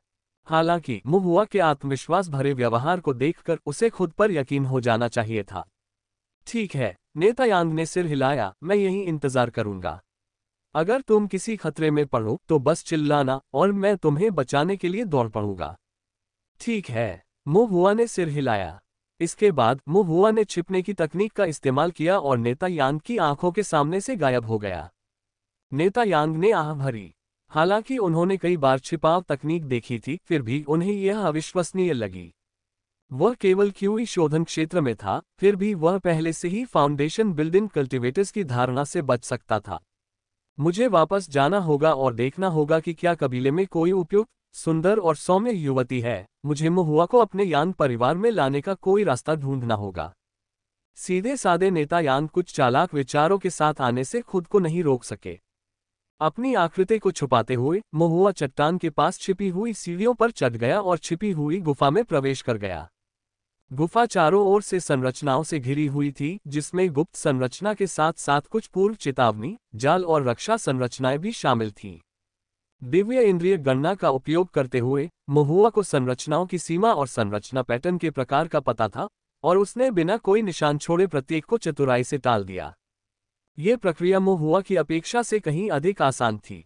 मुहुआ श्री जुआंग द्वारा सिखाई गई गणना पद्धति की प्रशंसा करने से खुद को नहीं रोक सका। विशेषकर फॉर्मेशन मास्टर्स के विरुद्ध, वह एक नज़र में उनके फॉर्मेशन के विवरण को देख सकता था। गुफा काफी विशाल और मंद थी, जिसमें केवल मंद चमकीली अग्नि संरचना ही प्रकाशित थी। आग की धुंधली रोशनी में चारों ओर बिखरी हुई फॉर्मेशन पुस्तकें, एरेप्लेट्स, ब्रश और स्याही देखी जा सकती थी। साथ ही वहां कीमिया भट्टियों के लिए सामग्री और मानव रक्त से भरे कई बड़े बर्तन भी थे। और वहां वह तीसरा गृहस्वामी एक पत्थर की मेज के सामने बैठा हुआ कुछ चित्र बनाने पर ध्यान केंद्रित कर रहा था। मुहुआ ने चुपचाप जल पारगमन चरण पूरा किया, यथासंभव कम आवाज करते हुए, और दबे पांव करीब गया ताकि तीसरे गृहस्वामी का ध्यान आकर्षित किए बिना टेबल टॉप को देख सके। तल्लीन तीसरे गृहस्वामी को इस बात का जरा भी अंदाजा नहीं था कि इतनी एकांत गुफा में छिपे होने के बावजूद वह मुहुआ की घूरती नजरों से बच नहीं सकता था। मुहुआ ने तीसरे गृहस्वामी को करीब से देखने के लिए उत्सुकता से अपनी गर्दन उठाई, ये जानने की उम्मीद में कि वह वास्तव में क्या कर रहा था। थोड़ी देर बाद उसे समझ आ गया।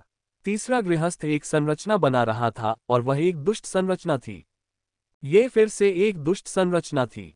मुहुआ का दिल सतर्क हो गया और वह और अधिक सतर्क हो गया। वह देखना चाहता था कि दुष्ट संरचना वास्तव में कैसी दिखती है। थोड़ी देर बाद मुहुआ को कुछ निराशा महसूस हुई। दरअसल, जैसा कि बाय जिक्सी ने कहा था, दुष्ट संरचना संदिग्ध और अपरंपरागत प्रथाओं से संबंधित थी, लेकिन संरचना कला का कोई गहन ज्ञान नहीं था। दुष्ट संरचना रूढ़िवादी संरचनाओं से उत्पन्न हुई है। शीघ्र सफलता की चाह में इसने संरचना माध्यम, ब्रश, स्याही और कुछ संरचना धुरी संरचनाओं को बदल दिया। निर्माण माध्यम के रूप में मांस और रक्त का उपयोग करने से दिव्य अनुभूति की बचत हो सकती है, स्याही के रूप में मानव रक्त का उपयोग करने से निर्माण की शक्ति में वृद्धि हो सकती है। हालांकि निर्माण पैटर्न का सार अति सरलीकृत, अति उदासीन और इसलिए उथला था। तथाकथित दुष्ट संरचनाओं के अभ्यास में एक शॉर्टकट की तरह थी।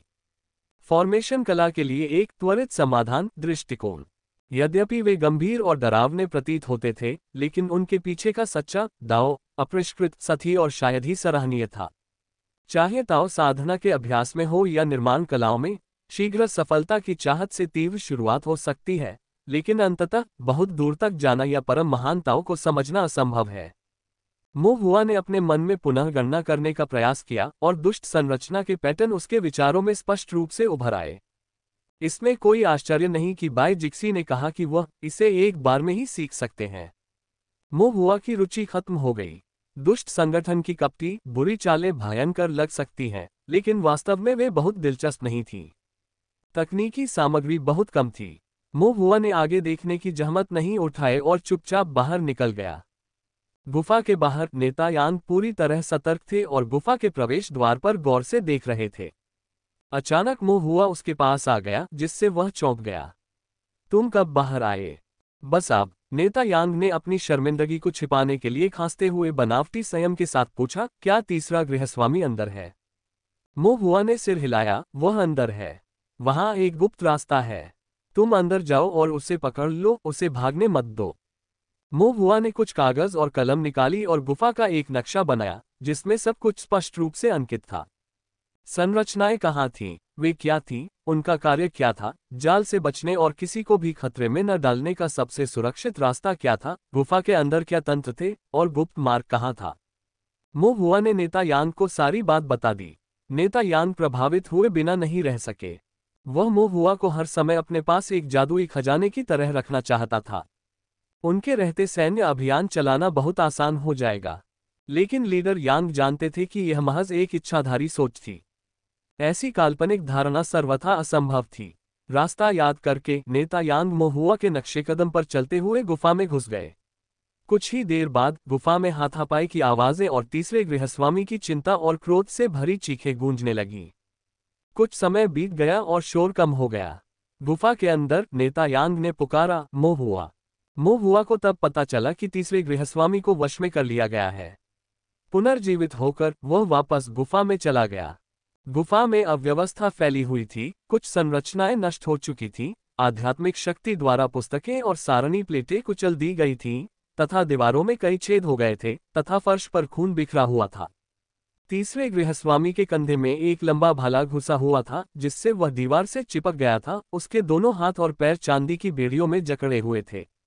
ये बेड़ियां विशेष रूप से ताओवादी सैनिकों द्वारा उपयोग की जाती थीं। कोर्ट एक द्वितीय श्रेणी की आध्यात्मिक कलाकृति है, जिस पर स्पिरिट लॉकिंग फॉर्मेशन अंकित है, जिसे विशेष रूप से कैदियों को बांधने के लिए डिजाइन किया गया था। नेता यांग कुलीन कुलों के वंशज थे और ताओवादी सैनिकों का नेतृत्व भी करते थे। अपने अनुभव और व्यक्तिगत शक्ति तथा युद्ध अनुभव के कारण, जो तीसरे गृहस्वामी से कहीं अधिक था, यह कोई मुकाबला नहीं था।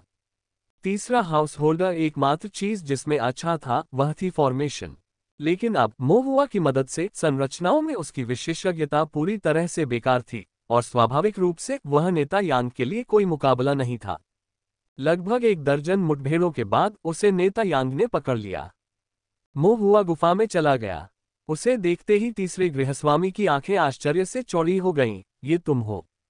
मो हुआ ने सिर हिलाया। हाँ, यह मैं हूँ। तीसरे गृहस्वामी ने उठने का प्रयास किया, लेकिन नेता यांग के एक थप्पड़ से वह नीचे गिर गया, जिससे वह स्थिर हो गया। तीसरे गृहस्वामी ने दर्द से कराहते हुए संघर्ष करना छोड़ दिया, लेकिन अविश्वास में कहा, आप वास्तव में एक फॉर्मेशन मास्टर हैं। तुम्हें पता चल गया। मो हुआ ने इनकार नहीं किया। तीसरे गृहस्वामी की पलकें फड़कने लगीं और उसके हृदय में ठंडक छा गई। अब उसे सब कुछ समझ आ गया था। किसने ब्लैक माउंटेन गढ़ में घुसपैठ की थी, किसने उसकी संरचनाओं को तोड़ा था, किसने उसके चिंतन मानचित्र को नष्ट कर दिया था। ये वास्तव में वह छोटा शैतान था जिसने ये सब किया। लेकिन अंदर ही अंदर उसे यह अविश्वसनीय लगा, ये कैसे हो सकता है? आपके पास इतनी शक्तिशाली दिव्य भावना कैसे हो सकती है? केवल क्यूई शोधन क्षेत्र में, फिर भी उनकी दिव्य भावना लगभग फाउंडेशन स्थापना के बराबर थी। ये ताओ साधना की उनकी समझ से बहुत परे था। मोहुआ ने बस हल्का सा मुस्कुरा दिया, जवाब देने की जहमत नहीं उठाई। वह निश्चित रूप से अपनी असली योग्यताएं उजागर नहीं करना चाहता था। यदि तीसरे गृहस्वामी को अनुमान लगाना है तो उसे अनुमान लगाने दें। तीसरे गृहस्थ की अभिव्यक्ति बदल गई, अंततः अनिच्छा प्रकट हुई, और उसने दूसरा प्रश्न पूछा, क्या तुमने सचमुच मेरा गठन भंग कर दिया? कुछ, मोहुआ ने सहजता से उत्तर दिया। तीसरे गृहस्वामी को निराशा हुई, इन शब्दों से उसका चेहरा पीला पड़ गया, और वह पूरी तरह से निराश दिखाई दिया। एक मजबूत दिव्य भावना शायद छोटे शैतान की प्रतिभा का प्रमाण हो सकती है, लेकिन अपने गठन को तोड़ने में सक्षम होने का मतलब है कि गठन के बारे में उसकी समझ उसकी अपनी समझ से कहीं बेहतर थी। एक छोटा सा किशोर साधक जिसकी संरचनाओं पर बहुत अच्छी पकड़ है। तीसरे गृहस्थ के ताओवादी हृदय में भी दरारें दिखाई देने लगीं। ये तो संभव ही नहीं हो सकता। यदि ऐसा कोई व्यक्ति इस संसार में अस्तित्व में है, तो वह ताओवादी विरासत के कुलीन कुलों या प्राचीन संप्रदायों के वंशजों में से होना चाहिए, न कि किसी सुदूर स्थान से आया हुआ, न ही यह निम्न स्तर का जन्मा हुआ स्वच्छंद साधक। तीसरे गृहस्वामी ने मोहुआ को जो नजर दी वह शुरू में अविश्वास की थी, जो बाद में निराशा में बदल गई, उसके बाद ईर्ष्या और आक्रोश में बदल गई। तुम छोटे भाग्यशाली बेटे हो। उसने अपना श्राप पूरा भी नहीं किया था कि मोहुआ ने थाउजेंड जून स्टिक निकाली और उसके चेहरे पर वार कर दिया। मोहुआ ने ठंडे स्वर में कहा, लगता है तुम अभी भी अपनी स्थिति को नहीं समझ पा रहे हो। नेता यांग ने भी भौहें चढ़ाई और भाले को तीसरे गृहस्वामी में और गहराई तक भोंक दिया। क्रूर आध्यात्मिक शक्ति ने उसके शरीर को नष्ट कर दिया। घाव की पीड़ा ने तीसरे गृहस्वामी को कुछ हद तक शांत कर दिया। उसे अचानक एहसास हुआ कि उसके सामने जो छोटा शैतान था, उससे खिलवाड़ नहीं किया जा सकता। इस छोटे शैतान ने साहपूर्वक ब्लैक माउंटेन गढ़ में घुसपैठ करने की हिम्मत की और खोजे जाने के बाद भी उसके साथ व्यवहार करते समय एक ईमानदार चेहरा बनाए रखने में कामयाब रहा, चालाकी से उसे धोखा दिया और कई दुष्ट साधकों को आसानी से मार डाला। ऐसा साहस और चालाकी निश्चित रूप से साधारण नहीं थी। भले ही यह छोटा शैतान किसी पुराने दानव का पुनर्जन्म न था, फिर भी वह एक धूर्त छोटा शैतान था। अब उसे अपमानित करना वास्तव में मूर्खतापूर्ण था। अपने हृदय में उठ रही विभिन्न नाराजगी भरी भावनाओं को दबाते हुए तृतीय गृहस्वामी ने अपना धैर्य बनाए रखने का प्रयास किया। ये देखकर कि तीसरे गृहस्वामी को अपनी जगह पता है, मोहुआ ने उसे पीटना बंद कर दिया। बेशक उसकी कमजोर काया का मतलब था कि भले ही वह अपनी पूरी ताकत से 1000 जून की छड़ी को घुमाए, वह केवल अपना असंतोष व्यक्त कर सकता था। इससे तीसरे घर के मालिक को कोई गंभीर चोट नहीं पहुंचेगी। मोहुआ ने फिर पूछा कि उसे क्या चिंता है। तुमने अपने कैंप लीडर को मेरे बारे में नहीं बताया है ना? नहीं। क्यों? मोहुआ हैरान था। तीसरा गृहस्वामी बोलने में अनिच्छुक था। मोहुआ ने फिर से गुस्से में कहा, अपनी किस्मत को मत आजमाओ। ये कहने के बाद उसने फिर से 1000 जून की छड़ी उठाई, तीसरे गृहस्वामी के चेहरे पर प्रहार करने की तैयारी की, उसे चोट पहुंचाने के लिए नहीं बल्कि उसे और अधिक अपमानित करने के लिए। दांत पीसते हुए तीसरे गृहस्वामी ने कहा, मैं बात करूंगा। वह एक युवा किसान द्वारा किशोरावस्था में अपमानित नहीं होना चाहता था। मोहुआ ने 1000 जून की छड़ी हटा दी। बोलो। तीसरे गृहस्वामी ने कुछ हिचकिचाहट के बाद कहा, मुझे पता चला है कि ब्लैक माउंटेन स्ट्रॉन्गहोल्ड की संरचनाओं के साथ छेड़छाड़ की गई है, और मुझे संदेह है कि यह आपने ही किया है, लेकिन मुझे यकीन नहीं है। आखिरकार संरचनाओं को सुलझाना कोई ऐसी चीज नहीं है जिसे कोई सामान्य संरचना गुरु सीख सके। आप अभी इतनी छोटी उम्र में ही इतनी निपुणता हासिल नहीं कर सकते। हालांकि बाद में मैंने सोचा कि आपकी दिव्य भावना कितनी प्रबल है और मुझे लगा कि यह बहुत संभव है कि आप ही हो। तो फिर तुमने अपने कैंप लीडर को क्यों नहीं बताया? मोहुआ ने पूछा। तीसरे गृहस्वामी ने व्यंग्य किया, अगर मैंने उससे बता दिया होता और तुम शिविर नेता के हाथों में पड़ गए होते तो तुम्हारे सारे रहस्य शिविर नेता के पास होते। लेकिन अगर मैं उसे नहीं बताता और इसके बजाय मैं तुम्हें पकड़ लेता हूं, तो मैं तुम्हारी दिव्य इंद्रिय के रहस्यों की जांच कर सकता हूं और तुम्हें संरचनाओं को सुझाने के लिए मंत्र बिंदु बताने के लिए मजबूर कर सकता हूं।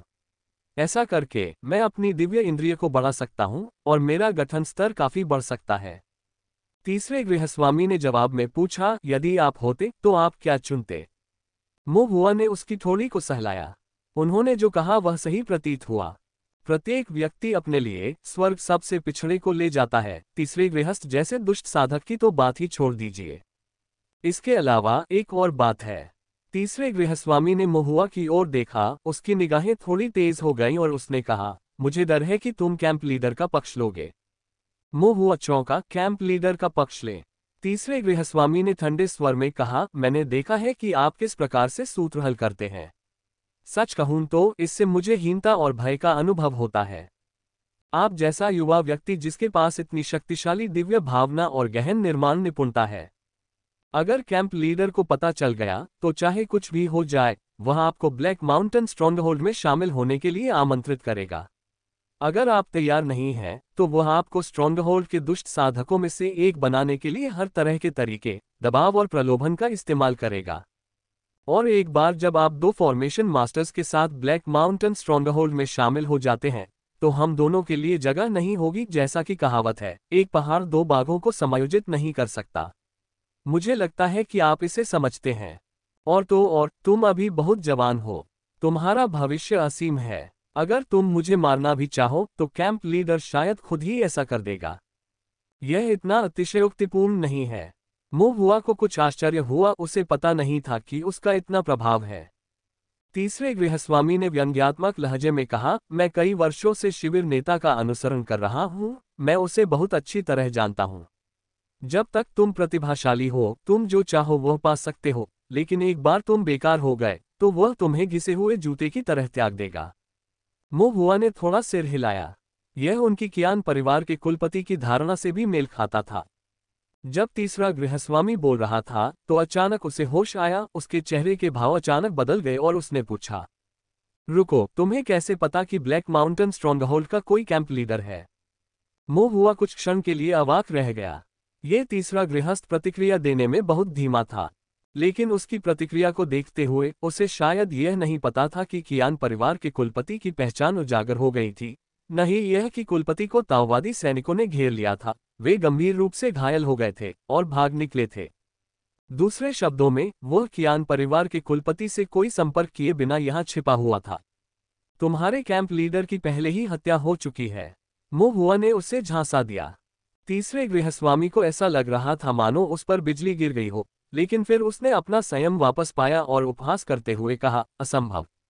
क्यों नहीं? मोहुआ ने उत्सुकता से पूछा। तीसरे गृहस्वामी ने उपहास किया, लेकिन जवाब देना नहीं चाहा। तुमने जो ये दुष्ट स्वरूप बनाए हैं उनका उद्देश्य क्या है? मोहुआ ने फिर पूछा। तीसरे गृहस्वामी ने अपनी आंखें बंद कर ली और चुप रहे, यहाँ तक कि जब नेतायांग ने अपने भाले को और गहरा किया और घाव को मोड़ने के लिए अपनी आध्यात्मिक शक्ति को सक्रिय किया, तब तीसरे गृहस्वामी ने बिना कुछ कहे दर्द सहन किया। ऐसा प्रतीत होता था कि ये मामले अत्यंत गोपनीय थे और तृतीय गृहस्वामी इन्हें आसानी से उजागर नहीं करेंगे। नेता यांग ने कहा, उसे वापस ले जाओ और कड़ी पूछताछ के लिए ताओवादी जेल में बंद कर दो। मोहुआ ने सिर हिलाया। ऐसा लग रहा था कि अभी यही एकमात्र विकल्प है। नेता यांग ने अपना लंबा भाला वापस खींच लिया और तृतीय गृहस्वामी को तोंगशियान शहर वापस ले जाने के लिए तैयार हो गए। जाने से ठीक पहले तृतीय गृहस्वामी ने अचानक पूछा, शिविर नेता के साथ वास्तव में क्या हुआ? मोहुआ ने इस बारे में सोचा और सच्चाई को न छिपाने का फैसला किया और स्पष्ट रूप से कहा, उसकी पहचान उजागर हो गई, उसे घेर लिया गया और वह गंभीर रूप से घायल होकर भाग गया। यह असंभव है कि वह फिर से कोई समस्या पैदा करेगा।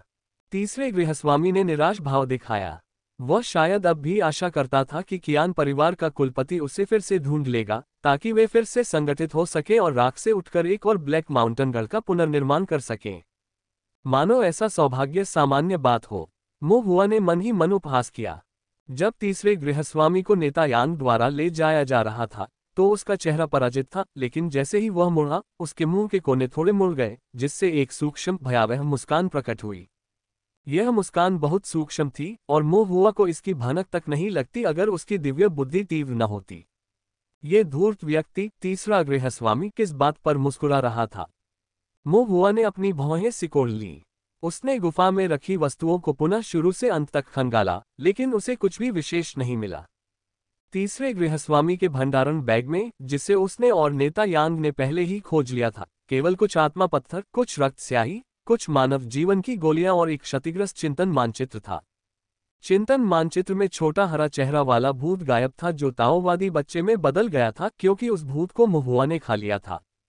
सभी वस्तुओं में से एकमात्र चीज जिसने मोहुआ का ध्यान आकर्षित किया और जो कुछ विशेष लग रही थी, वह थी तीसरे गृहस्वामी द्वारा तैयार की गई दुष्ट संरचना। ये दुष्ट संरचना, इसका उपयोग किस लिए किया गया था?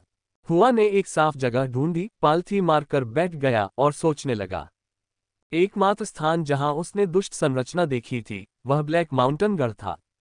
ब्लैक माउंटेन गढ़ की परिधि को मानक 5 तत्व संरचना द्वारा संरक्षित किया गया था, न कि किसी दुष्ट संरचना द्वारा। स्वर्गीय दाव नियमों के अनुरूप पंचतत्व संरचना एक रूढ़िवादी संरचना थी, जबकि दुष्ट संरचना का आभामंडल भ्रष्ट था। यदि इसे अत्यधिक मात्रा में फैलाया जाए तो इसे पूरी तरह से छिपाया नहीं जा सकता था, यहां तक कि एक गुप्त संरचना के साथ भी नहीं। इसलिए तीसरे गृहस्वामी ने गढ़ के पीछे सबसे गुप्त रक्त रंग के गोली कक्ष में कुछ दुष्ट संरचनाएं स्थापित की। एक था कांस्य पशु द्वार और दूसरा था सफेद हड्डी गोली भट्ठी। कांस्य पशु द्वार का दुष्ट स्वरूप द्वार की रक्षा के लिए काम करता था, जबकि श्वेत अस्थि गोली भट्ठी के भीतर दुष्ट स्वरूप का उपयोग कीमिया के लिए किया जाता था। तीसरे गृहस्वामी ने निश्चित रूप से केवल एक दरवाजे की रखवाली करने के लिए इस तरह के दुष्ट स्वरूप का अध्ययन नहीं किया होगा। यदि ऐसा था तो ये कीमिया के लिए ही होना चाहिए। एक बुरे मार्ग की गोलियों को परिष्कृत करने के लिए स्वाभाविक रूप से एक बुरी गोली भट्ठी की आवश्यकता होगी, और एक बुरी गोली भट्ठी बनाने के लिए स्वाभाविक रूप से एक बुरी संरचना की आवश्यकता होगी।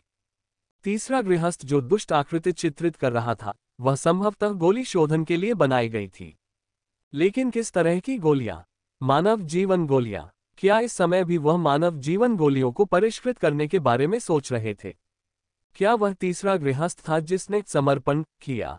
ब्लैक माउंटेन गढ़ के ध्वस्त हो जाने और कैंप लीडर के भाग जाने के बाद क्या वह अभी भी गंभीरतापूर्वक दुष्ट संरचना का अध्ययन कर रहा होगा तथा जीवन से चिपके रहने के लिए गोलियों को परिष्कृत करने के लिए तैयार होगा?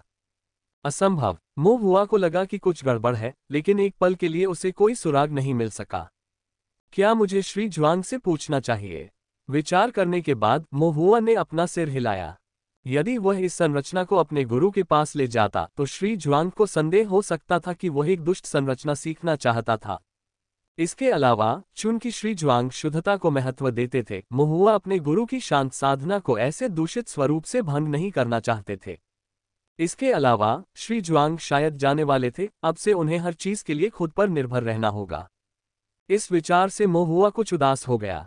श्री जुआंग जाने वाले थे, वह सोचने लगा कि क्या वह अपने गुरु को फिर कभी देख पाएगा। मोहुआ का मूड कुछ देर के लिए खराब हो गया, फिर वह फिर से खुश हो गया और चीजों के बारे में सोचने लगा। यदि वह दुष्ट संरचना से शुरुआत नहीं कर सकता तो गोलियों में सुराग ढूंढना भी पर्याप्त होगा।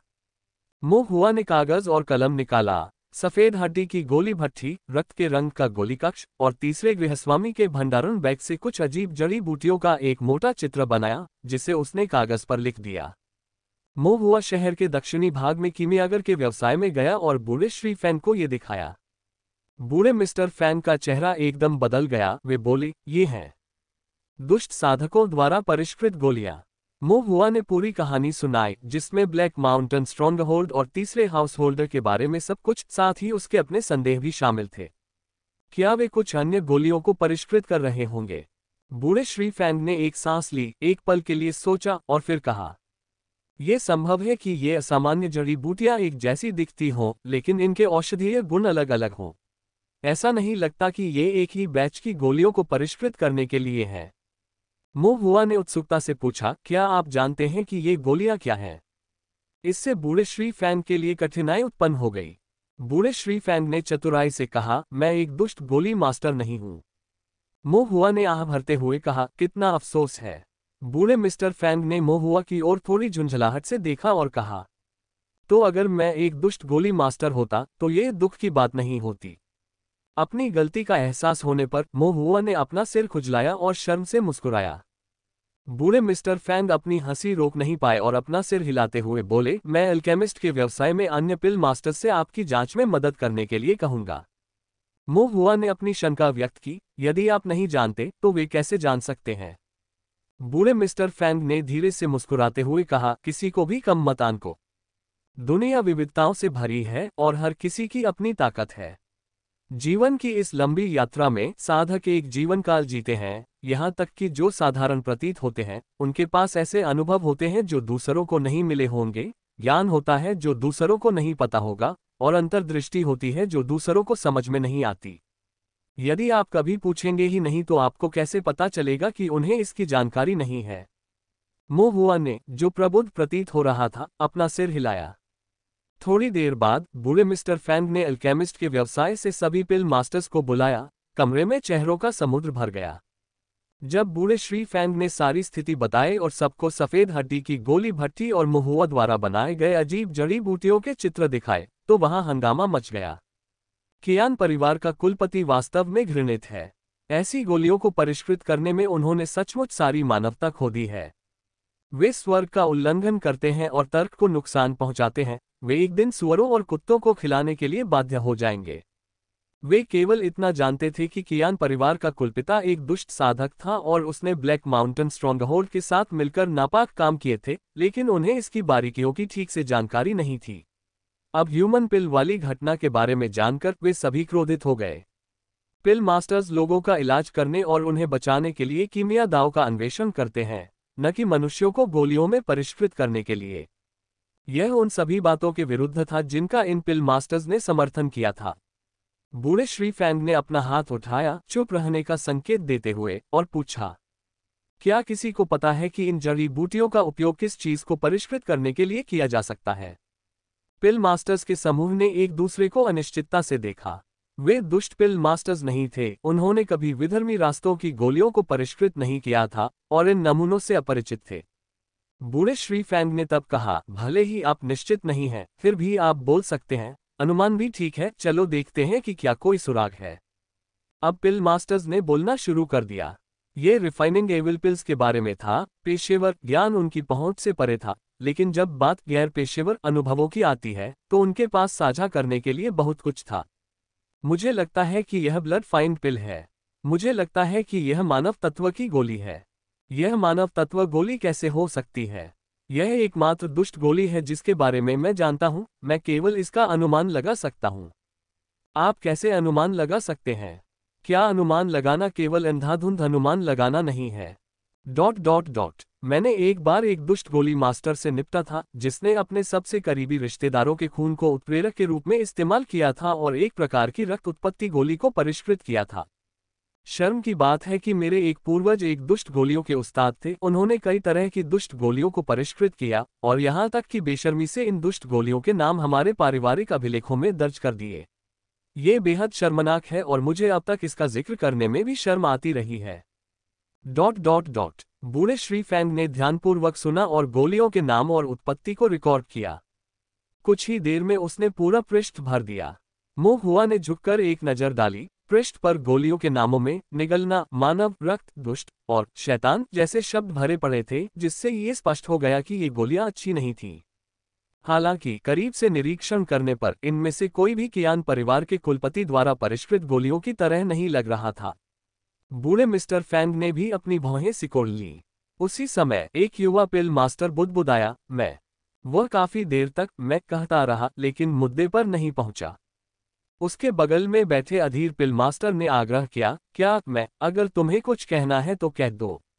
मैंने एक अफवाह सुनी। युवा और जूनियर होने के कारण पिल मास्टर इतने सारे लोगों के सामने बोलने में थोड़ा असहज महसूस कर रहे थे।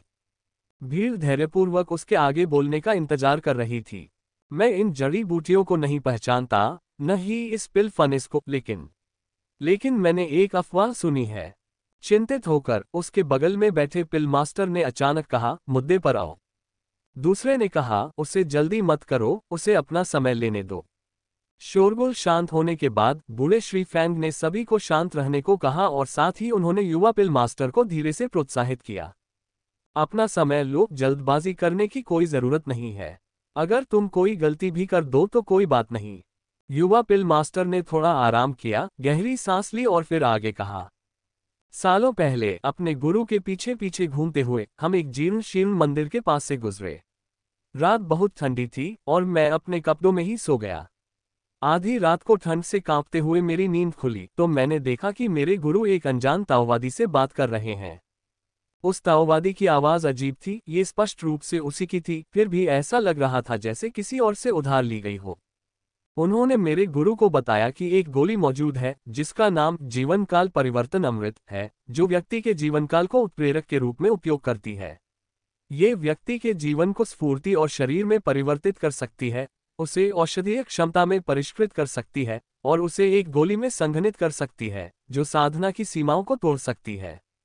इसके बाद क्या हुआ? एक पिल मास्टर ने पूछा। उसके बाद युवा पिल मास्टर ने शर्मिंदगी से कहा, मुझे भूख भी लगी और ठंड भी, मैं बेहोश हो गया और फिर सो गया। मुझे नहीं पता कि उसके बाद क्या हुआ। अन्य लोग निराश हो गए। किसी ने पूछा, आपके स्वामी के बारे में क्या? वह भीतर घुस गया क्या? युवा पिल मास्टर ने धीरे से कहा, उसे गिरफ्तार कर लिया गया और ताओवादी जेल ले जाया गया। भीड़, वह उसे परिष्कृत कर रहा था। जीवनकाल परिवर्तन अमृत। युवा पिल मास्टर ने अपना सिर हिलाया, उसने अभी तक शुरुआत नहीं की थी। उसने बस कुछ जड़ी बूटियां खरीदने के लिए अपने संपर्कों का इस्तेमाल किया था, लेकिन ताओवादी अदालत के अधिकारियों ने उसे खोज लिया और फिर उसे ताओवादी जेल ले जाया गया। क्या ताओवादी न्यायालय ने आपको कोई परेशानी नहीं दी? मुझे भी गिरफ्तार किया गया था, युवा पिल मास्टर ने जवाब दिया। लेकिन जब उन्होंने मुझसे पूछताछ की तो मुझे कुछ भी पता नहीं चला, इसलिए लगभग 10 दिन बाद मुझे रिहा कर दिया गया। एक आह और परेशान चेहरे के साथ युवा गोली मास्टर ने कहा, मेरे माता पिता ने मेरे लिए स्पिरिट स्टोन्स खर्च किए ताकि मैं एक गुरु के अधीन प्रशिक्षु बन सकूं और कुछ कौशल सीख सकूं ताकि मैं भविष्य में जीविकोपार्जन कर सकूं। लेकिन मेरे गुरु को ले जाने से पहले मैंने ज्यादा कुछ नहीं सीखा था। सौभाग्य से मैंने अपने गुरु के कौशल हासिल नहीं किए, अन्यथा मुझे भी ले जाया जा सकता था। वापस लौटने के बाद मेरे माता पिता ने मुझे चुप रहने और इस बारे में किसी से कुछ न कहने को कहा। लेकिन अब जब मैंने देखा कि हर कोई इन बातों पर चर्चा कर रहा है, तो मैंने सोचा कि मुझे भी बोलना चाहिए। शायद मैं कुछ मदद कर सकूं। बूढ़े मिस्टर फैंग ने सिर हिलाया, आपने वाकई मदद की। हालांकि भविष्य में इस मामले का जिक्र बाहरी लोगों से न करना ही बेहतर है। बूढ़े श्री फैंग की प्रशंसा से युवा पिल मास्टर ने प्रसन्नता व्यक्त की और बार बार सिर हिलाया। गरम मिजाज वाले पिल मास्टर ने उसके कंधे पर थपथपाया और कहा, तुम बहुत भाग्यशाली हो बच्चे कि तुम गलत रास्ते पर नहीं गए, वरना तुम्हारा जीवन बर्बाद हो जाता। युवा किसान ने शर्म से मुस्कुरा दिया। हालांकि मुहुआ की अभिव्यक्ति धीरे धीरे गंभीर होती गई। मानव जीवन गोली, जीवनकाल परिवर्तन अमृत, खेती में सफलता, खेती को बढ़ावा। मुहुआ के दिल में एक ठंडक दौड़ गई। यदि कियान परिवार के कुलपति वास्तव में जीवनकाल परिवर्तन अमृत को परिष्कृत कर रहे थे, तो समस्या महत्वपूर्ण हो सकती है।